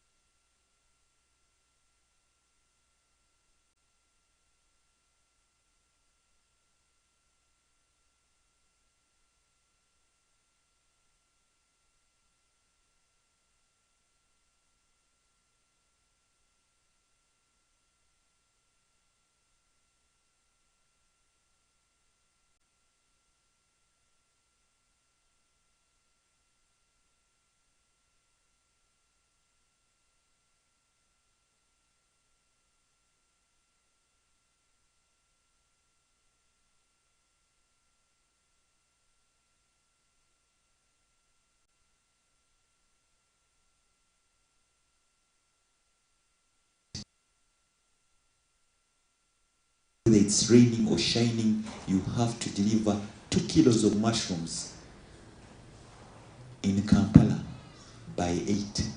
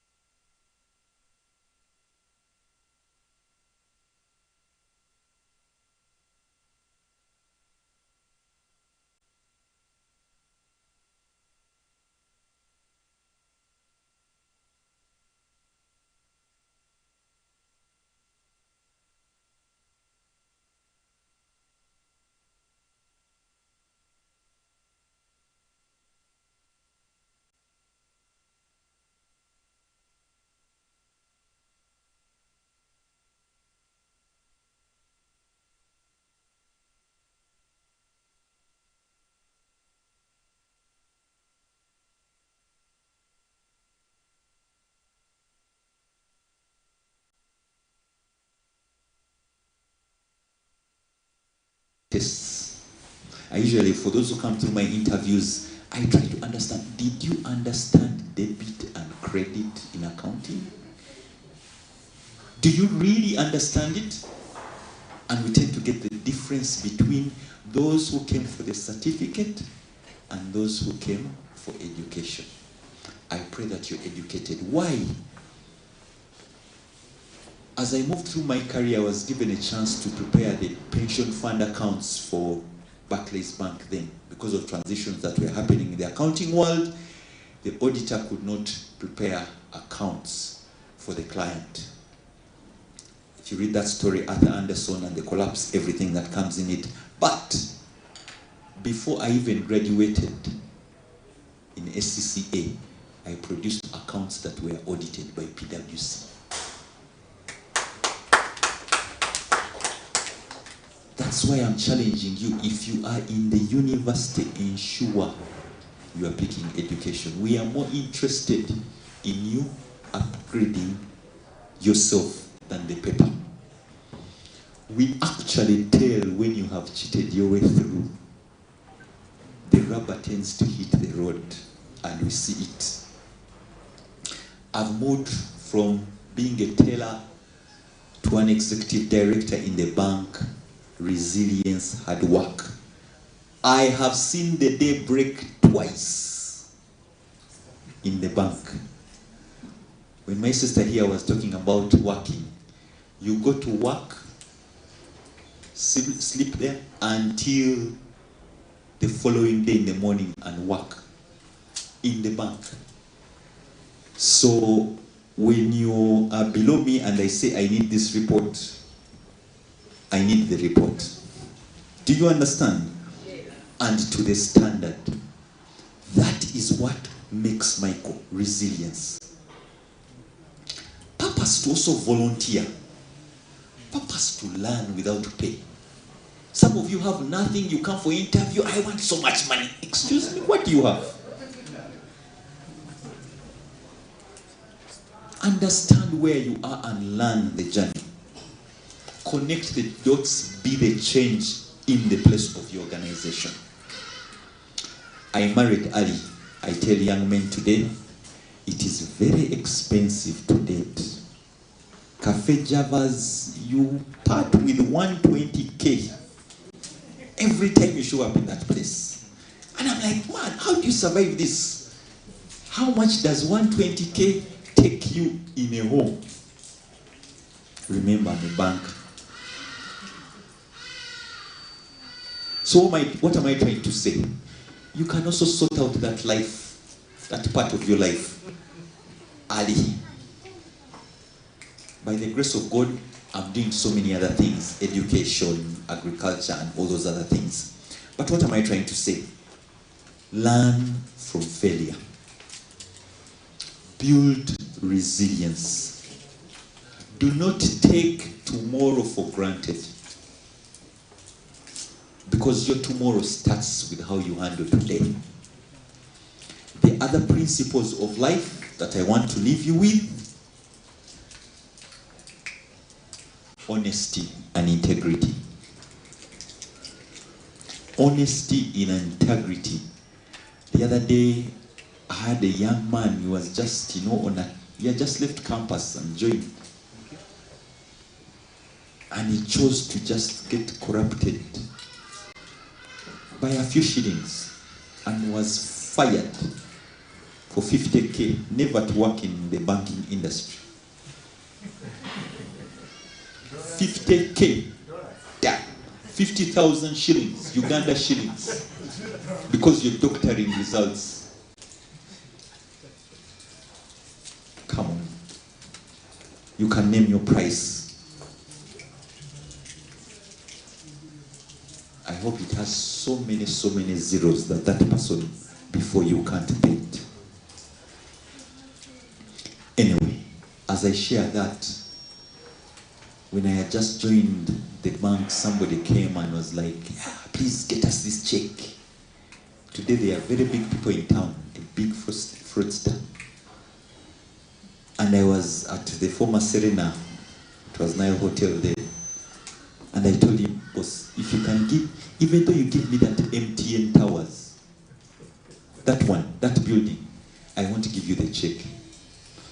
because I serve the living God. He's my employer.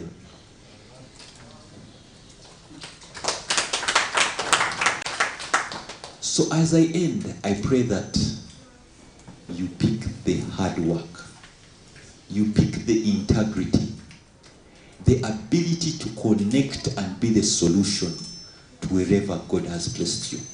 God bless you. Thank you so much, Michael, Mr. Michael, a very good family man. Please, more clap for him. Thank you so much for all the insightful submissions. Of course, really, I'm hoping everyone is getting this so well, just like I'm enjoying this. I even don't want to interrupt them at any given moment. You see, there's a time you look at time and be like, can I interrupt him? And the moment you think of interrupting him, it is when he's bringing some important information. Anyways, we appreciate the whole panel for everything that they have given us. Please, ladies and gentlemen, have you not gotten something? You have, thank you. So can you show that by giving these people a thunderous round of applause? Thank you so much. Thank you so much, Dr. Ruth. Thank you so much, Engineer Reuben. Thank you so much, Jacqueline. And thank you so much, Mr. Michael. Right now, it is a question and answer session, and we are not going to take long on this. You just have a question. You have one question you wanted to ask someone here, and I wish we do that very fast. So if you have a question, you're going to raise up your hand and you're going to directly tell us the person you want your question to be directed at, and then we shall get the responses. I think we can take like 4 if they are in order.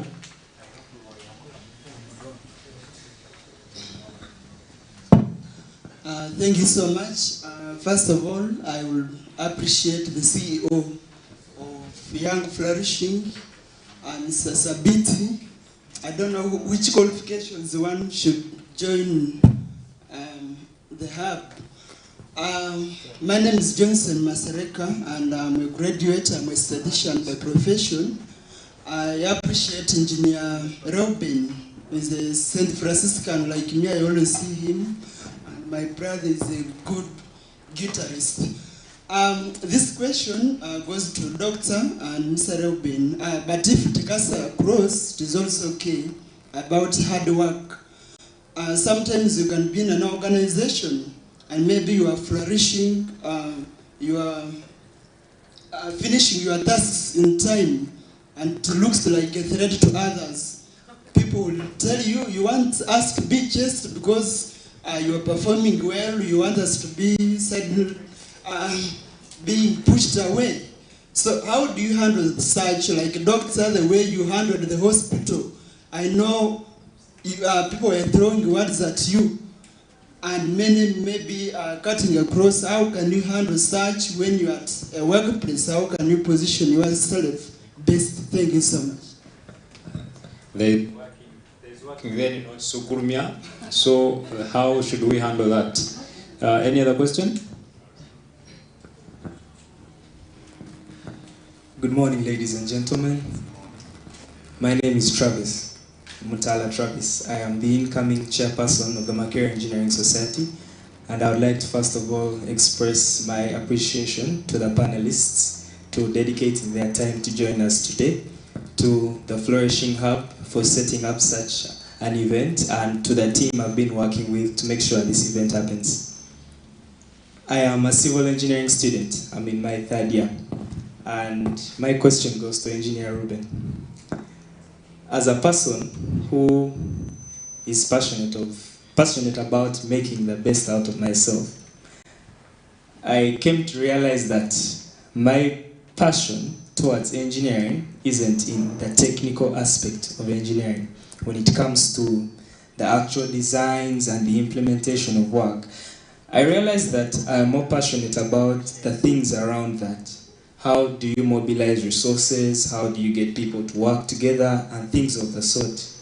I also noticed that one of your academic qualifications is an MBA and ACCA, which are not technical in the field of engineering, but are relevant in the field of the management work that you do. What path do you think a person in my situation would take to make the most out of my passion for that, aside from the technical bit of engineering. Thank you very much. Okay, thank you so much. You did mention of resources. You want to mobilize resources. Okay. Good morning. Thank you, our panelists. I'm Vasta Amanyire, a final student of land economics, a research assistant, and a programmer. So my question goes to Mr. Micheal or Dr. or Engineer Ruben. Most of the young girls nowadays that I talk to, or maybe the ones that are in my circle, think about, have a thin line of thought about getting married and career development. And you've told us that it's good to get married young. And most of them think, what if I get married young and I do not develop my career? Or the other side is, we've seen women who are in their 30s and have not yet gotten married, but they've developed their careers. So how would you advise us between career development and marriage as young girls? Thank you.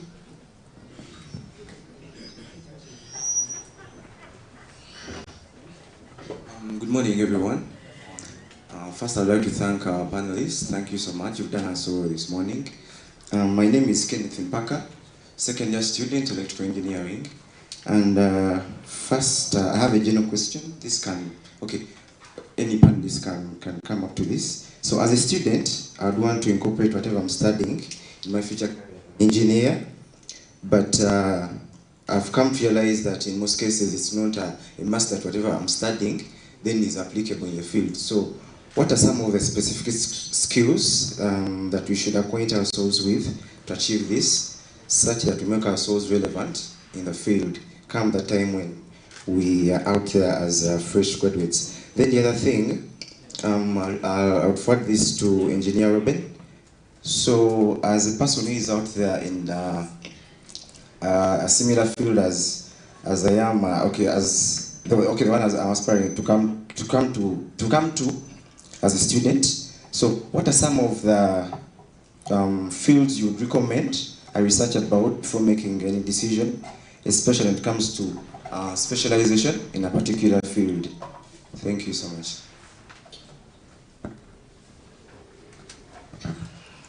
Okay, thank you very much. Good morning, ladies and gentlemen.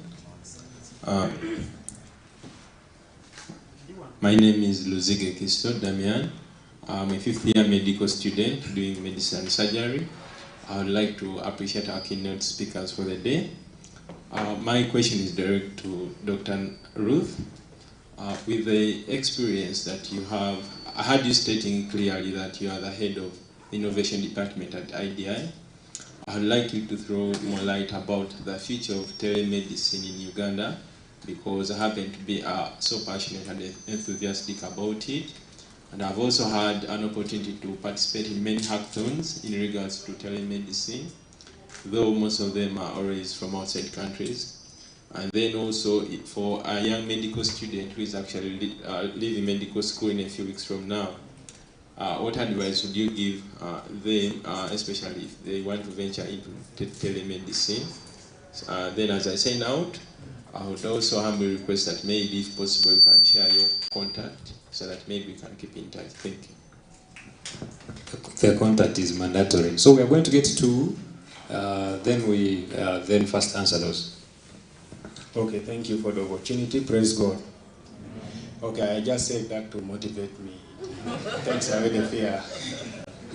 Okay, I have two questions, or three. One is to Doctor.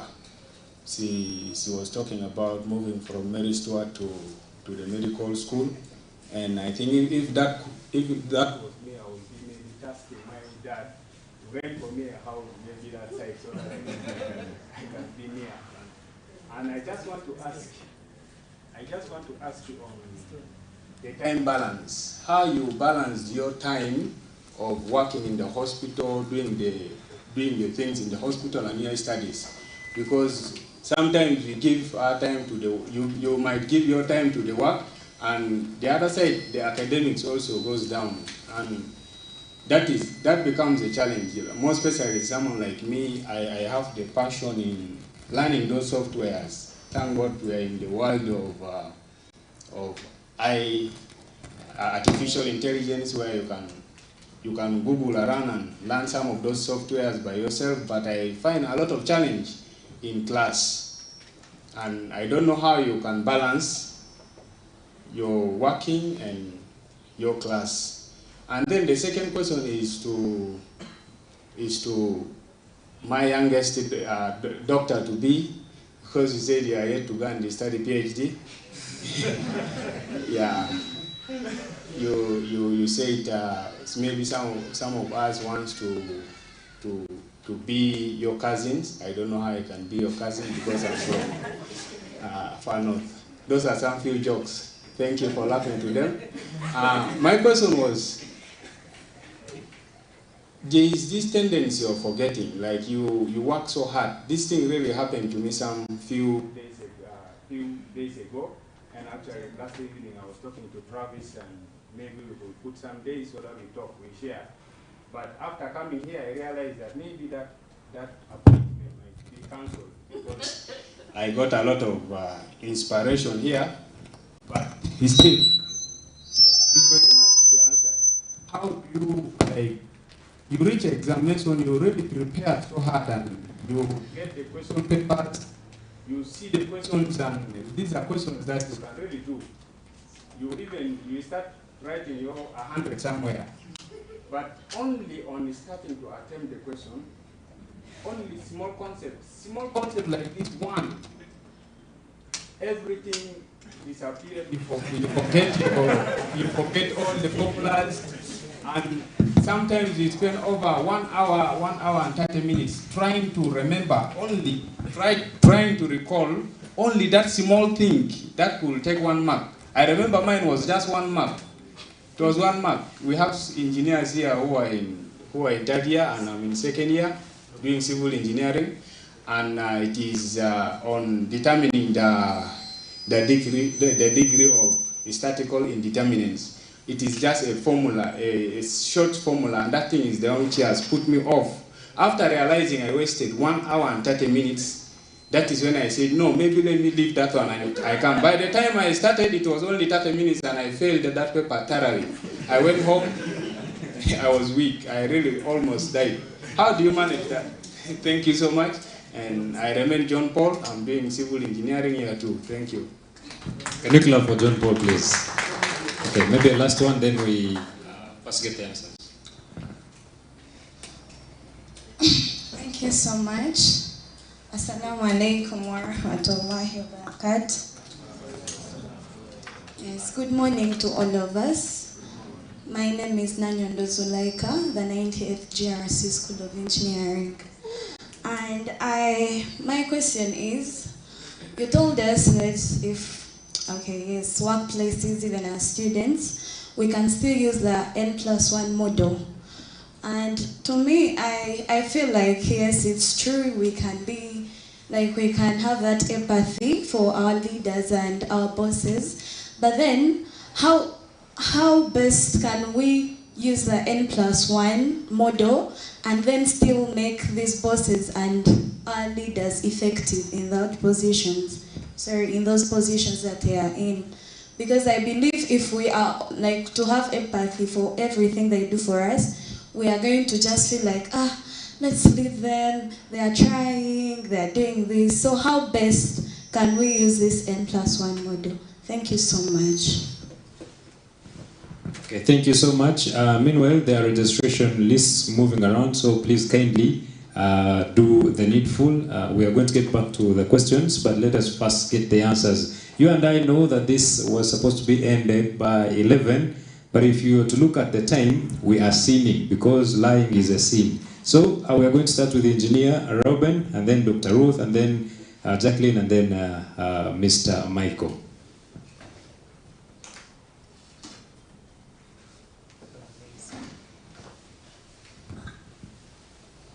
Wow. Yeah, thank you very much, friends. I learned a lot of things. Every time I think I know Micheal, then he adds something. Because we've been together in the family life, those youth camps, you remember where we met the apple fairs and what. So, anyway, but it's good to be engaged. The Hajat designate. I'm sure you're not yet Hajat, but designate. Yeah, thank you very much. The N+1 model. One, like I said, it helps me to stand at that level that I aspire to be. Being a boss of my boss means 2 levels higher. So one, my demeanor, my approach to things, respect and honor, it makes a whole difference. Now, there are people who will pick this and instead they become arrogant, especially if they are unfortunately more intelligent than their bosses in their perception. And I'm using those words carefully. If they perceive that I've had people say, so what does this one know? You know, I'm even the one helping them. The first cardinal rule, even as a rule of thumb, never try to outshine your boss. Why are you in that position? When you look at the organogram, you have the MD, then below me I have heads of departments. Why are they there? It means the cake that I have to slice cannot be managed by me alone. I need these heads of departments. So this head of department needs to know that the only job he has to do is to promote me. Did I make that point?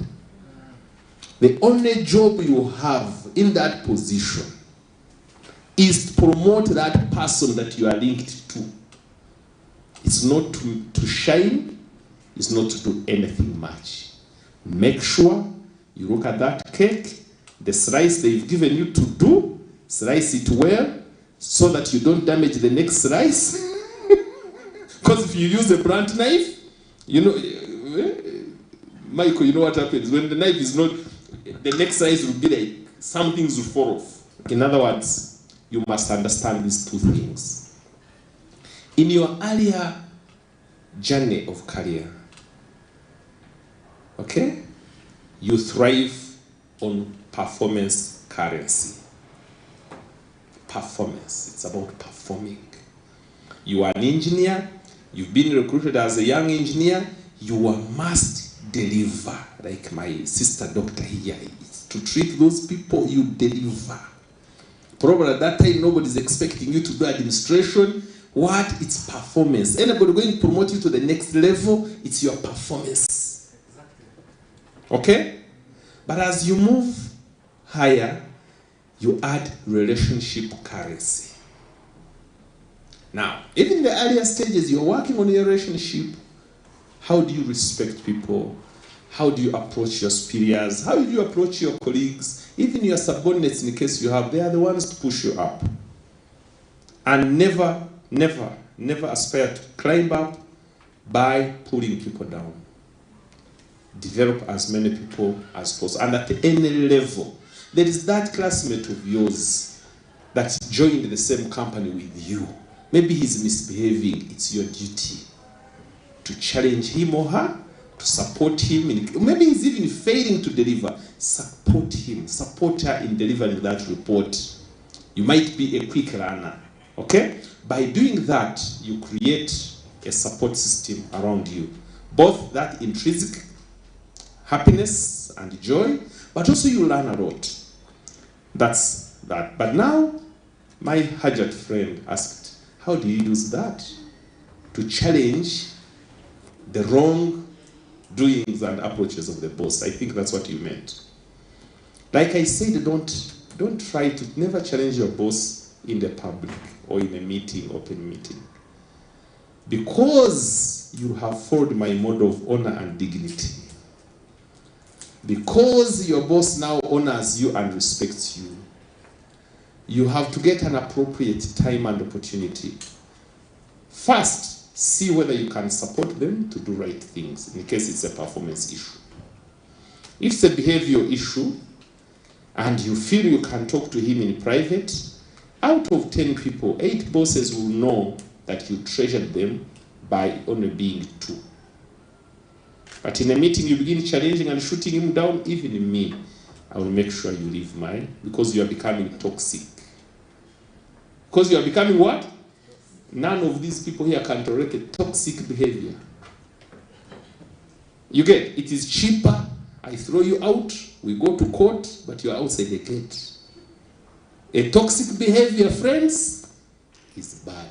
Please, in case you learned that from your mother or grandmother or what, see how to what? To avoid it. And it starts early.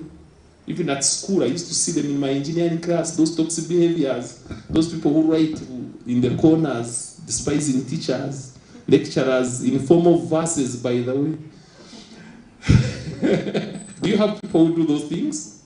Even those who claim to be church. So, never challenge what? Never challenge your boss. Try to empower him. Try to work hard. Let me tell you, if you are a performer, your boss will confide in you. Okay? The good news is that in your career, you're going to meet many bosses, so be ready to get those who really never understand you. There are those. There are situations where you fail, by the way, and you fight. I told you to choose battles. There are moments where you have to officially fight. A patriot, like my sister said, a patriotic person, and a professional, there are things you're not going to accept. And we have had those moments where we say, no, this one, I am not going to do it, and it's not acceptable. But can you also refuse respectfully? Now, when you refuse, again, don't go in your groups, hey, me, I refuse. If you have trigger like me, no, you're Angela. No. Again, refuse respectfully, but dignify your boss outside. But let people know what you stand for and what you... Like, for example, my boss cannot force me to be corrupt or to cheat or to do anything. That one, I refuse officially and openly. I will say no. But I will not lose my respect. Let me tell you, it's not your duty to make this boss a very good person, but it's your duty to dignify. There's a reason why he's there. The issue of John Paul, I will ask my doctor friend to answer that.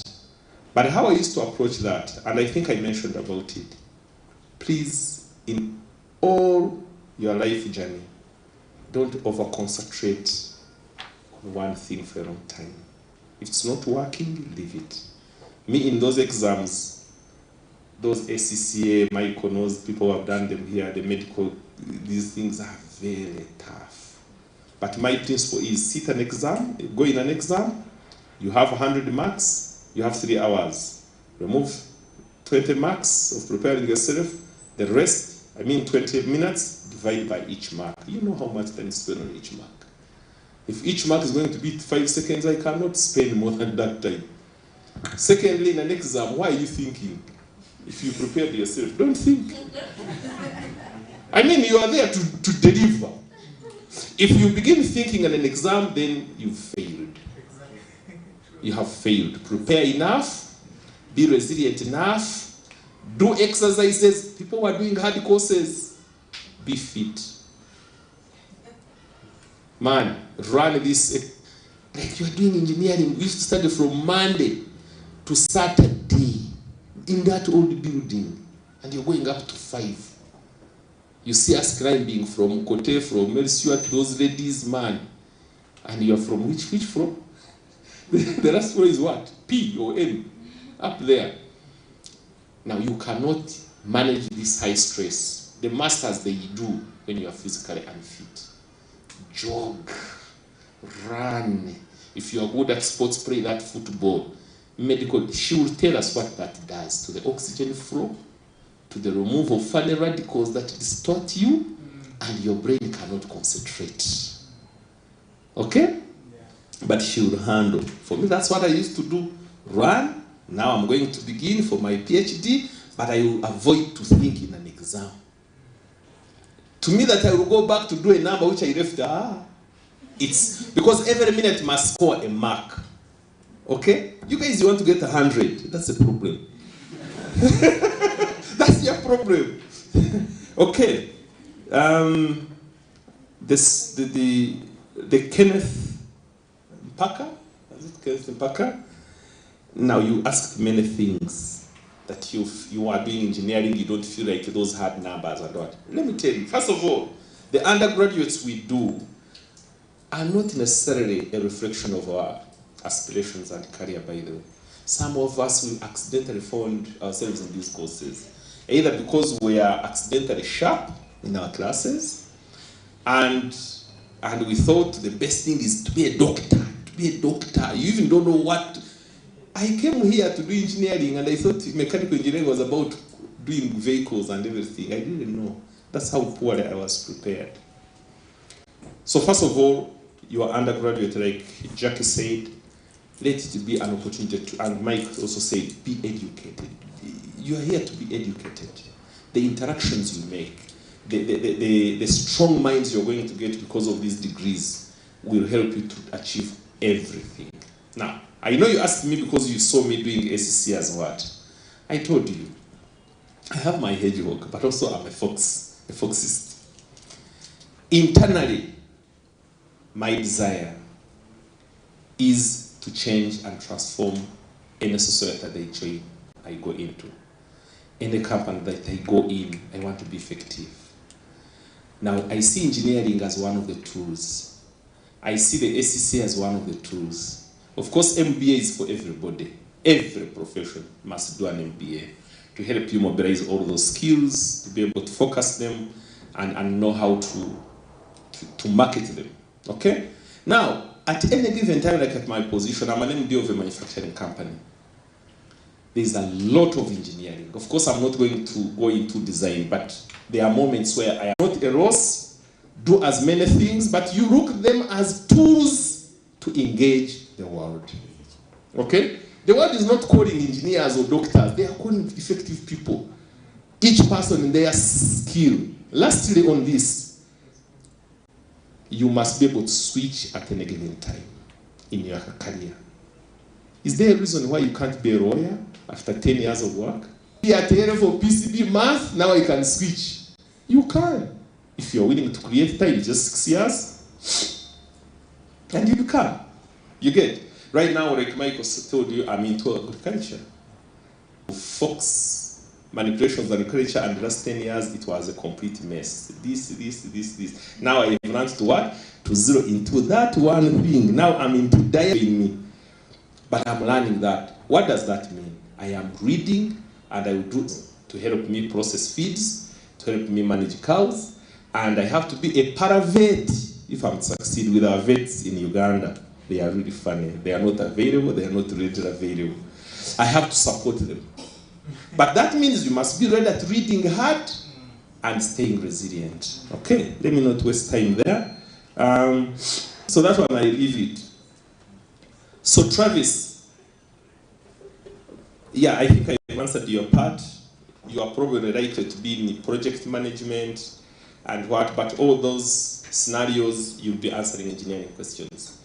Even if you don't like something in engineering, because people are going to expect you to be an engineer, please be interested. Some of the things the world is calling you into are not necessarily your passion, by the way. There are those moments where you have to sacrifice for the sake of others. But be excellent in that area. But get other tools like the finance, like me, since you are likely to be passionate about construction management, project management. I think you're likely to be into that area. But by the way, let me tell you, you don't have to work as an engineer. You remember Lillian was an engineer. Your HR manager at Barclays was a civil engineer who became an accountant and eventually became what? HR. Now she's into HR what? Practice. So you don't necessarily have to. Okay? But imagine an HR of Uganda place who was once an engineer will engage people very well. One of my new approaches also, I want to eventually retire into counseling the youth and marriage. I'm a marriage counselor. My boss is there, my papa. At St. Francis, we do a lot of premarital counseling, those who are married, who are assumed to be married well. Masereka wichitakani chetu, kutibai. Wasinji. Are you related to Reverend Benson? Because you seem to resemble. Yes. Can hard work be a threat? It depends. There are those who will be threatened by even wind, by anything. But purely, all communities like hardworking people. What they hate is hardworking people who masquerade as hardworking and want to use it to beat others. But genuinely hardworking people who are dressed with humbleness and humility, who dignify others, will always be respected and will always be referred to everywhere. Don't be a wiseacre. Don't be trying to be sharp. There is always a better way to explain your point. There is always a better. Let me tell you, when you get your pen and you describe your ideas and sketch them and do calculations nicely and humbly, but with a heart to learn as well, with an allowance that you can be the one who is wrong, but also with that empathy that the person you are trying to explain your point to may not have seen your line of angle. I want to encourage you to read a book, The Third Alternative. How many of you have read 7 Habits of Highly Effective People?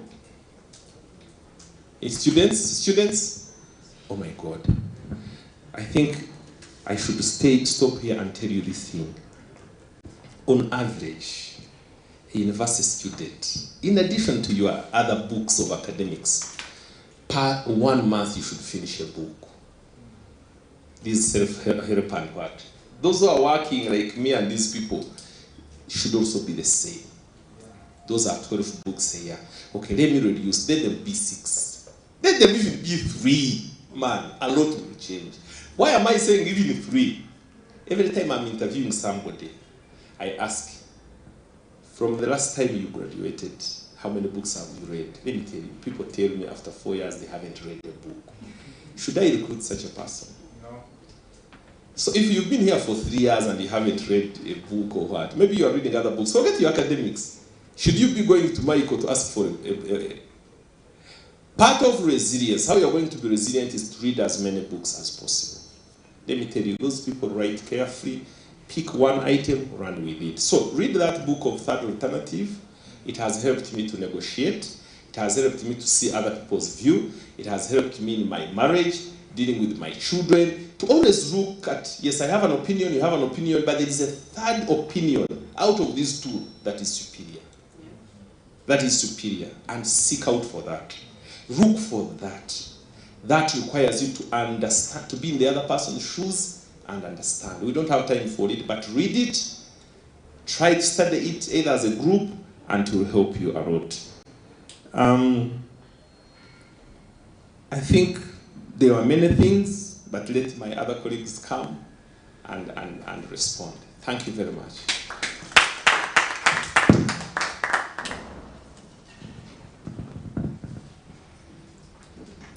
Thank you, Ruben. You've taught me to pick people's names. I didn't do that. Next time better.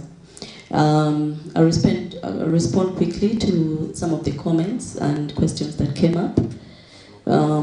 Somebody asked about working too fast, just like the last comment that Ruben was talking about. And I want to agree with you, Ruben. We need to carry along people in our successes. So if you're quick, you can pick things very fast. Have the grace to carry along with you those who can't and who are having a different way of doing things. I think for me that's how I have managed to work with people. Irrespective of how fast I'm able to finish tasks, I don't feel a winner if I'm not winning with other people.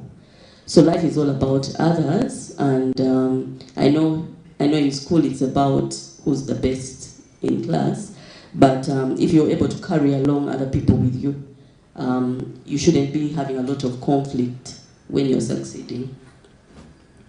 Somebody asked me to throw a lot of light on telemedicine. I think I would like to invite him, the medical student, to IDI and for an interaction. You're very welcome.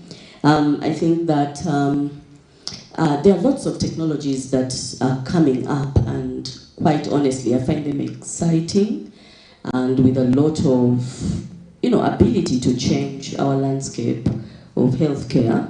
But there's also a lot of resistance to adopting.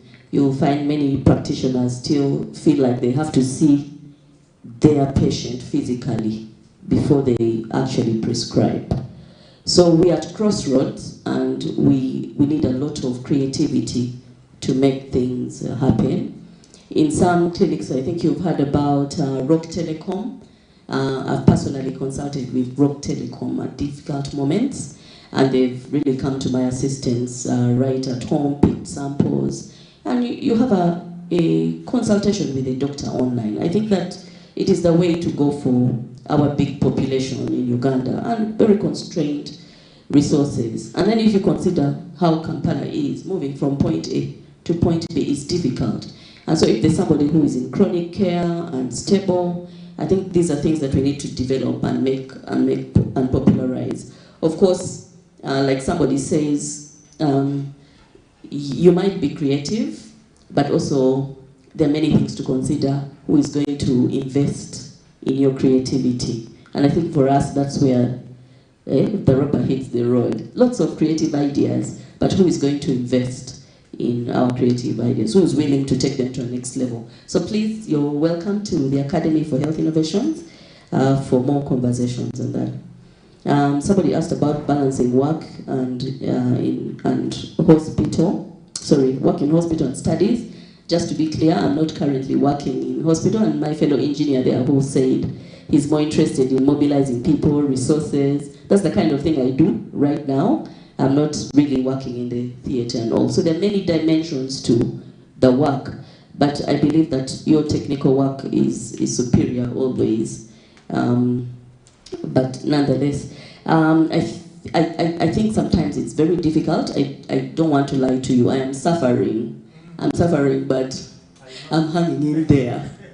I'm suffering, and sometimes work takes, it depends on where the pain point is at any one time. And of course the integrity of the fact that your workplace is actually paying you for the work that they expect, and balancing it with your school, that is your career path. I think for me, fortunate enough, the studies kind of overlap with the work that I'm doing, and so there's a lot of grace and understanding when I need to focus on studying. So sometimes you need to pull things together. Like Ruben or somebody say, don't work on things that are independent. Try to work on things that are kind of interrelated, and you can focus and allow you to propel yourself forward. So be mindful and make sure you're able to tie up things that you're doing and juggling in life, and make sure that they can speak to each other. A student here asked about answering questions and within time limits, and how you enter class and things evaporate. I've been a lecturer before. I have lectured at UCU Medical School. I lectured anatomy. Anatomy is a tough one. But there are some principles of learning that I think as Ugandans we need to adopt. We're used to sitting in class, being lectured, and then you go back home and get the lecture notes and read them. We are not used to interactive learning. And yet, actually, the best models of learning, being able to discuss. If you discuss with your colleagues about learning, your things that you've learned, they stick better and they don't evaporate. But another thing that I found quite interesting is the fact that we learn in class and we don't relate what we are learning in class to real life situations. And I think that makes concepts not stick well in our brains. Learn in class, but sit down and reflect on how the things that you're learning in class actually relate to real life. For me as a doctor, as a surgeon, at least even if I was, the good thing with medical school, you learn while being in the clinic, and we were advised a lot to interact with patients and clients as much as possible. so that what you're learning in the books, in the textbooks, are relatable to real life. If you find yourself learning and cramming, my friends, be sure that you will enter a class, an exam, and you'll fail to relate and write anything. So please connect. But there are also other concepts about studying that are true. Ruben talked about exercises, definitely improve your brain performance. Diet, I know many of our students will eat chikomandoya, chapati and beans, but it is known, it's a known fact that vegetables and fruits improve your brain performance. And then sleep is very important. I see some of us are sleepy here, but how much sleep do you get at night? As a student, you need to practice to sleep adequately at night. By the time you come to class, you should be alert to grasp all the concepts and be able to interact with your colleagues. So, yeah, I think those are my comments. Over to you, Jackie.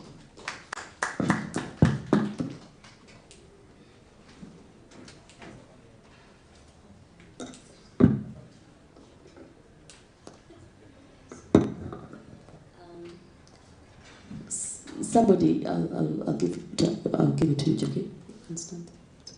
Somebody talked about marriage and work, and I know Jackie's going to talk about it, but there are, differing opinions on, and I'm sure she's going to give you her opinion. I think for the guys, for Micheal and Ruben, I think that marriage works very well early for men. For the ladies, there's so many things you really have to think about. I personally got married at 30, and I rejoice in it because it allowed me to create my foundation in the career. I was able to do my degree and master's before I actually got married. And I know that I studied with some people who were married before they came back to do their masters. It was hectic.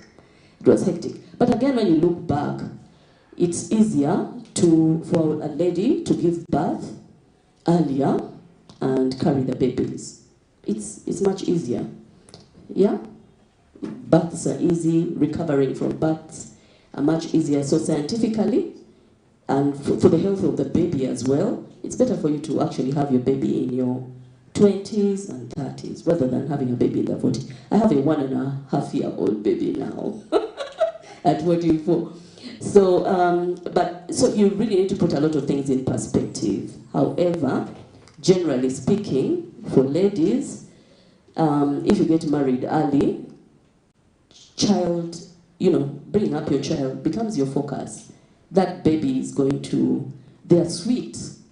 You will want to spend time with them. And some of us have negotiated time down and first left career and sat back home to look after them. And that's okay. It really depends on what works for you. And then later on, again, you need the real hard work and resilience to pick yourself out of that situation and get back on track. Some people make it, some people don't. So do you have the energy to do that? Yeah, so it is really a choice, and what works best for you and what your focus in life is. But really, generally speaking, we also advise ladies at least to have babies after 24. Really, after 24, you've done a lot of things. Your degree starts at 18, maybe 19, 20, 21. You've probably finished your first degree, and you could even do your master's. So you need to be an early, you need to be upbeat on your decisions on life and career as a lady if you want to balance work and family. But I'll let Jackie to also give her opinion. Thank you, Doctor. It's not so different, but maybe to say that I got married when I was at the university. So I went to an exam when I'm expecting 9 months. It shows you that you can do anything. So I made 33 last Sunday, but my boy is 12 years. So I have a boy who is 12, I have a daughter who is 10, and of recent I have a 5-month-old who I agree with the doctor that when you give birth at an earlier stage, it's different from when time has passed. But to really answer her question of how do you balance career, and you must, and really that is my specialty, you must be intentional on choosing this spouse. How are you choosing this partner? That is where the problem starts from. They shut you down immediately. You know, they don't believe in, that shine engineer was talking about, they don't want you to outshine them. Most men have this ego of, she can't be better than me. When I marry you, you stay home. I am providing. What do you want? So it all starts from how you choose your spouse. Sorry, I'm speaking first on the side of ladies. How you choose your spouse. Also, women emancipation has spoiled us. You get married, you carry your ranks home. You carry your PhDs and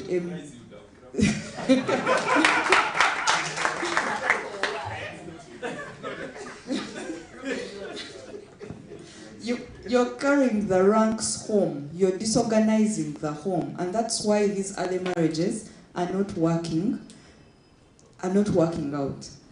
First of all, being young, the way they say, Eliso ly'omukulu, awadugala we walaba.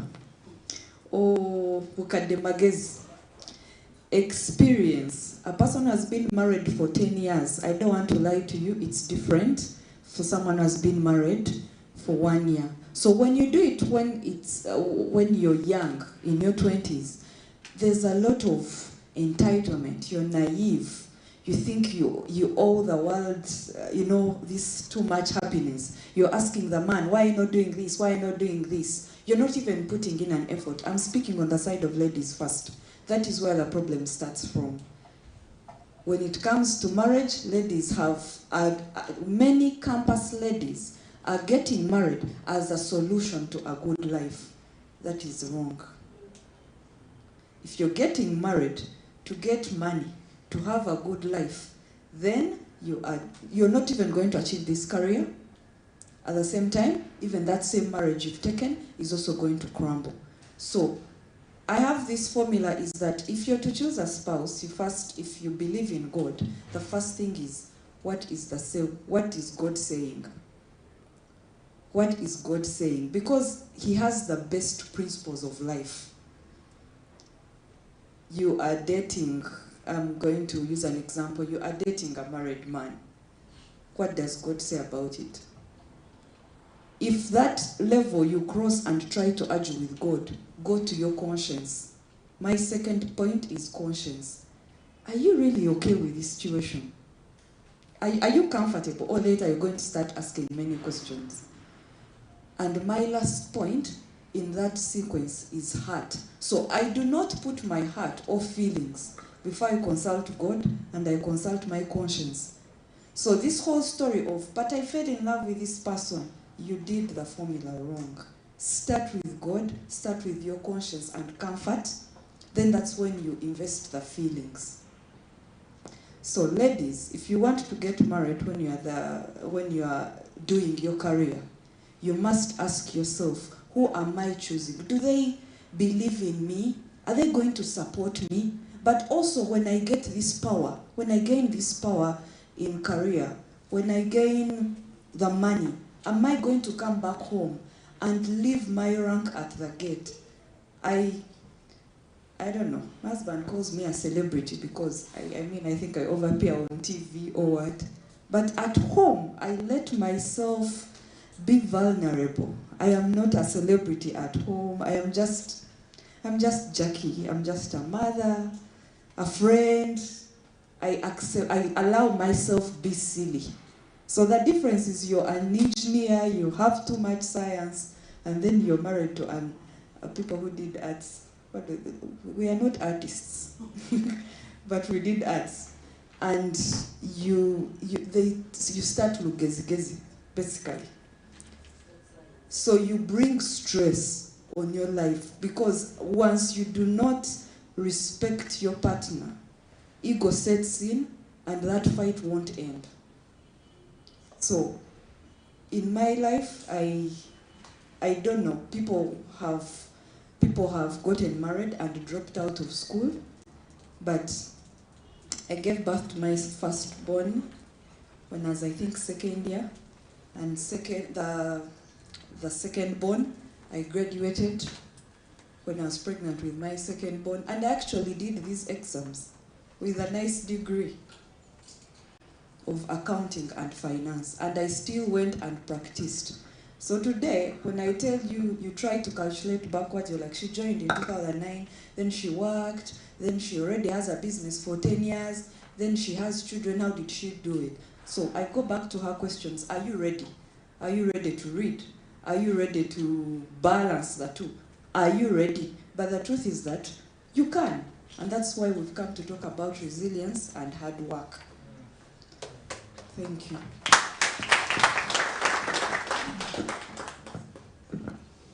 Thank you very much. And colleagues have covered a number of those questions. But let me just put my thoughts. One, where you're competing with others. And somebody also talked about reflection. Behind that question, there was another question. Are we actually in competition? Am I competing with you at the workplace? Are we competing? Everybody is running their marathon. God has given us different talents. Let's ensure that we are serving God in the situation or the place He has appointed you to the best of your abilities. Full stop. Otherwise, that conversation can go on. The other one bought a car, the other one doesn't. The other one, the other one. And at times, it forces us not to even live within our means. I still remember it took 5 years to get a car. And one of those rainy days, a lady comes up, Michael, you are spoiling our carpet. You see all this mud? By the way, the people who report to you have cars, you don't have one. Know yourself, know where you can come from, know why you are where you are, live within your means. You're not impressing anybody, at least impress God.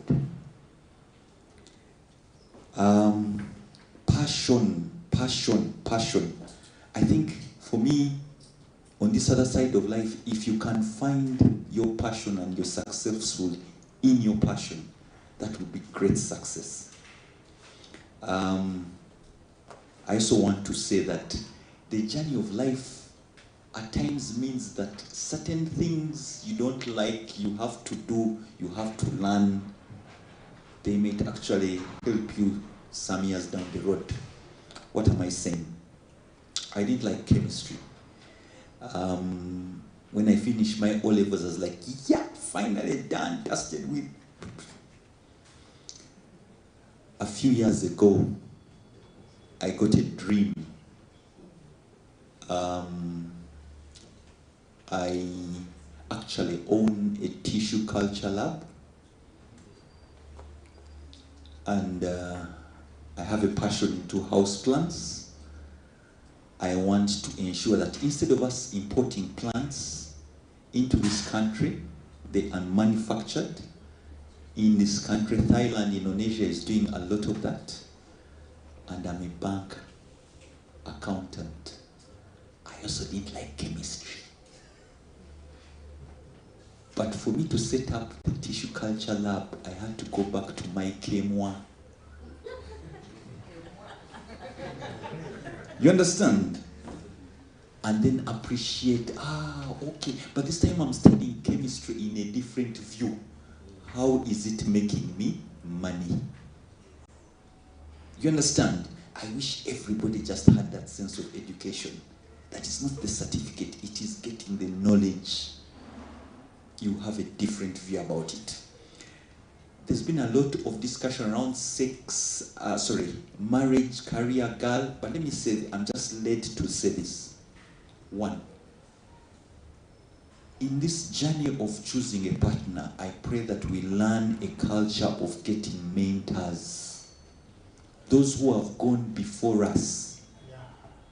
Hold somebody and say, hey, I'm seeing this girl. What do you see that I don't see? I'm seeing this boy. What do you see that I don't see? If that mentor is not your parent, get somebody older who has walked this journey. Get mentored into this journey.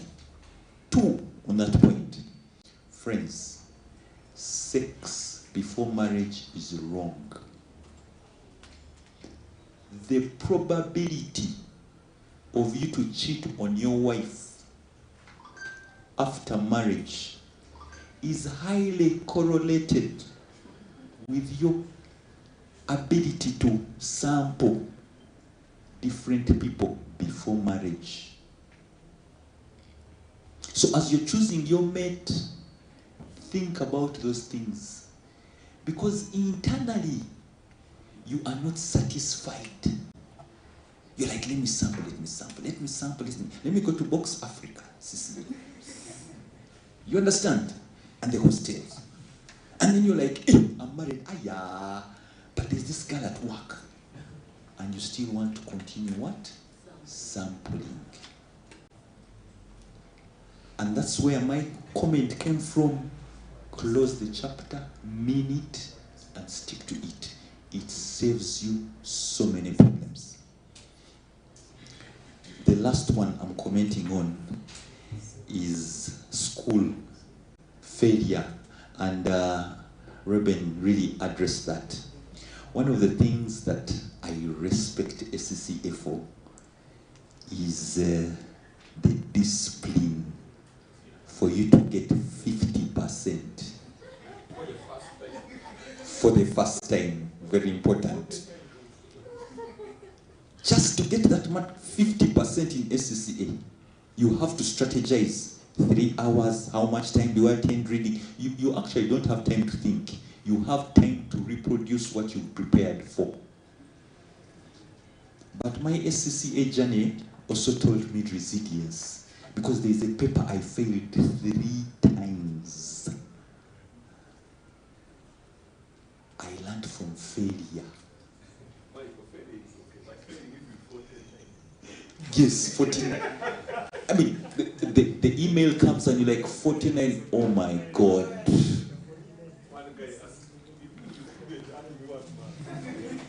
So what's the point? But I learned, for all the time I was doing SCCA, I ensured I am sitting, whether it's one paper or not, until I finish.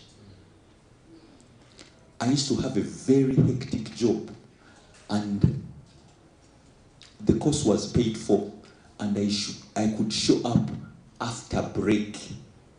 You know, if the lecture is 2 or 3 hours, there's a break at the 1.5 hour mark. Me, I used to just come in after the break with all my fatigue, bank life.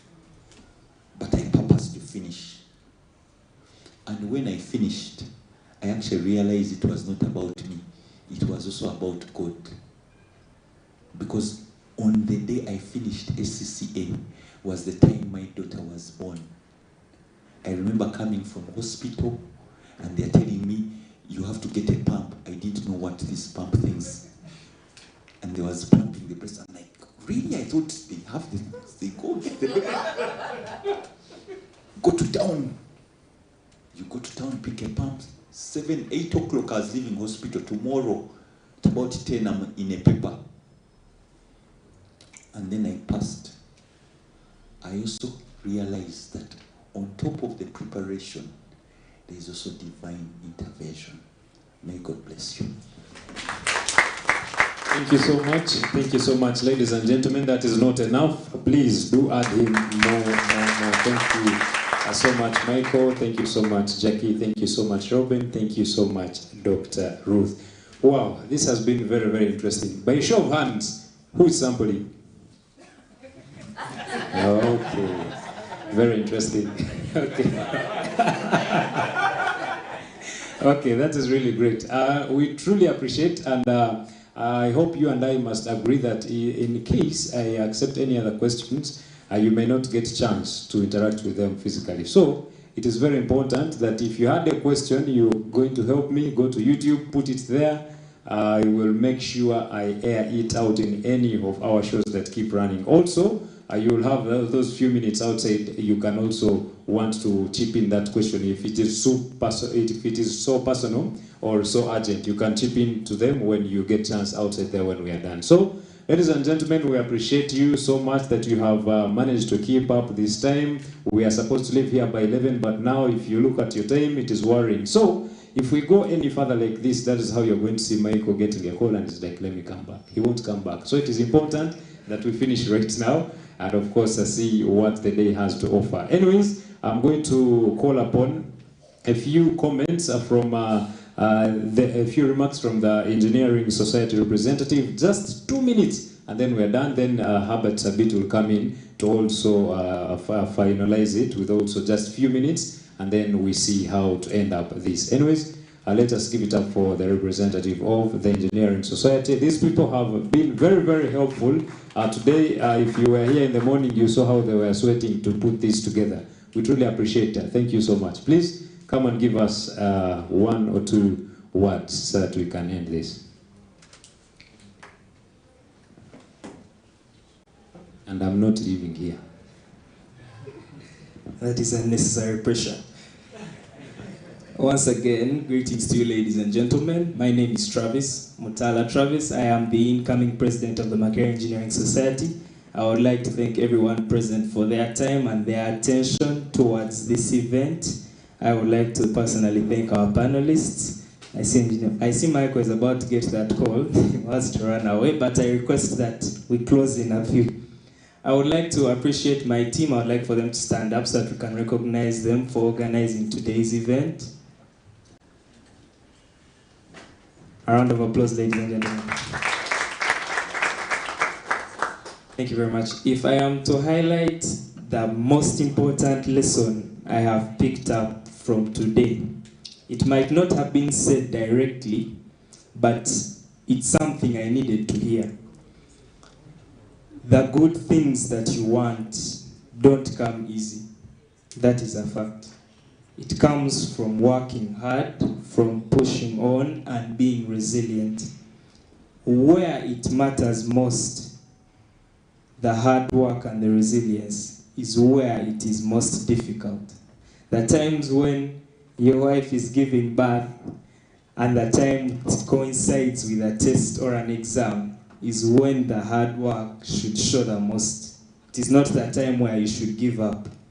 The times when things are not going right, it should be the time that you have the most effort. That is what I have had to learn.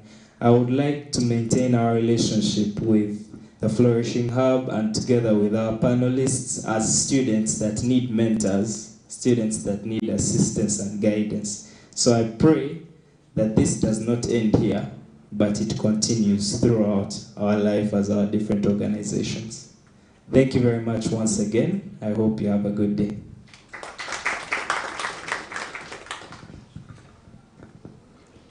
Thank you, Mr. President. I really appreciate you, and that necessary pressure you got was part of the theme of today, that resilience. Briefly, before I thank my panelists, I want to tell you a story about one of our toppest client at Ridgeline.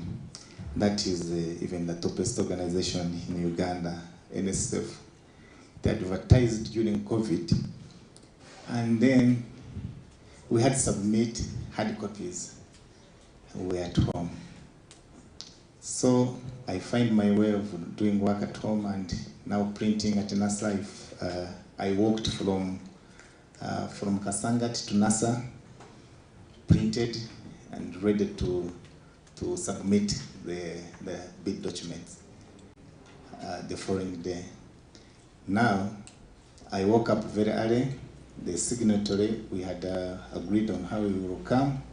The person who signed the documents. by the time he was going to leave home, it rained. Even there was snow in the rain. It rained, and you know, bidding, if it's past 1 minute, not acceptable. So the deadline was at 10 a.m. and it was raining and raining. And it reached 8:30. I was at office, and the person is in Zana, and I couldn't afford to miss the top client. What did I do? Immediately, resilience. I thought about going to the police station to get a car to take me to Zana. And I went to Andegea in the rain, and I explained, I said, I need a car. What has happened? Please, I need a car. I'll pay whatever I want, but I need a car.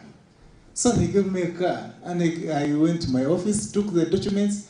I reached there. I told him to enter, sit in the car, and he came signing, and I submitted 1 minute to the time, to the deadline. Resilience. Otherwise, someone would have. And especially you people, young people, you just give up very easily. I would have given up very easily. Never, if you are to take this, never give up easily. Don't give up. Just thinking of going to the police, get the car, and I made sure that I submit. And of course, I think they were also testing resilience. Of course, we go to the tender, the framework for 3 years. That's good money. And recently they advertised, and we are the top. We are their top service providers. Yeah. So you need to have that resilience. Thank you so much, panelists, for coming and also for encouraging me. These guys keep pushing me. Sometimes, you know, the founders fatigue. You use resources, you use money, you use what, and you feel like giving up. These guys say, oh, we are behind you. We are behind you. Please keep pushing. The people you are fighting for, they seem not to mind you guys. You seem not to care. I saw the people whom I trained, and they know that I'm very strict on time management. I saw them coming late.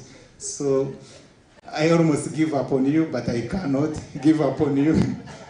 I can't give up on you. So we shall keep pressurizing you, pushing you until we transform Africa, because transforming Africa is not, it will not come easily. We have to be resilient to transform Africa. Now, finding one person, even if we have got one person, these people, these CEOs who have come here, even if they have got one person and we run with that one person, you are enough to transform your community and Africa. So I appreciate you for staying here and for whatever you have done. Finally, I want to thank but let's clap for these people. These people are so busy. They are very busy. If I was to pay for, I wouldn't have managed to pay for their time here. Of course, I couldn't afford to pay for their time, but they have come on pro bono basis, and I appreciate, and I know they will come back. Let's clap for them. I would like to, on a special note, to thank our Family TV for accepting to run this journey of transforming Africa with Young and Flourishing. We cannot take it for granted. We have never paid for any airtime for all these years that we have been.